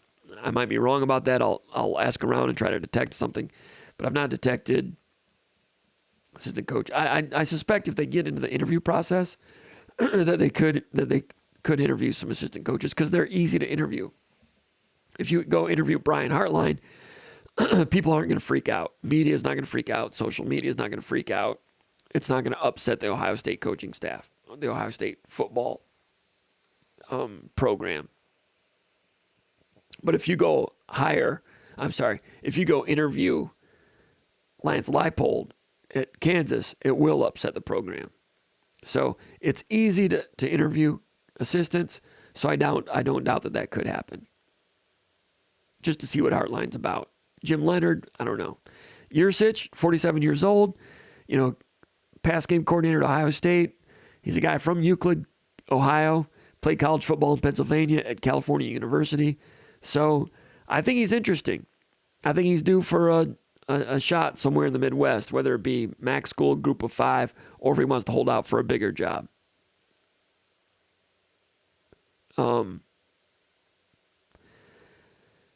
He's got the Midwestern thing going on there. So I think he is interesting.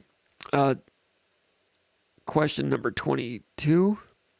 Sea Rock City from Alpharetta, Georgia, by way of Bark Shanty, Michigan, which is the oldest harbor of refuge on the Great Lakes. He says, what is your favorite entree at the Capitol Grill?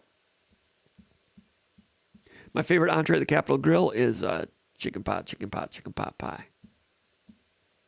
And, of course, the salmon. I'm joking. Question 22. This is second to last. Randy from Orange County, California says, curious about your take on what role Tom Izzo might play in a coaching recruitment. He'll be in the middle of a basketball season, but I thought of him having to carve out a little bit of time for a conversation with candidates to get his perspective and bolster MSU is a good thing. Good question. I've asked around about that a little bit and still getting a read on that. But yeah, I've heard from one source that he's very much involved, which I would expect. But as I've watched and gathered, I've not completely verified that, but I suspect that's the case. And I would anticipate that being the case. I think that's already been the case. That's what I think. I don't know that. I've not really asked Tom. I've asked Tom a little bit about stuff, and we've talked a little bit, and he's interested, and he's got to keep things close to the vest, right? He's not going to tell me much. But yeah, I agree with you. I think that he should be consulted, and he did have a big hand in the hiring of Mark D'Antonio, and I think the hiring of this one, I think that.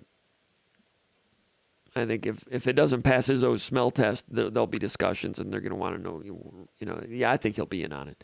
Question 23, probably in a big way. Question 23, MVP 71 for Parts Unknown says, I've been told that Urban Meyer has been on campus with his wife twice in the last couple of weeks. I don't know about twice, give or take a few.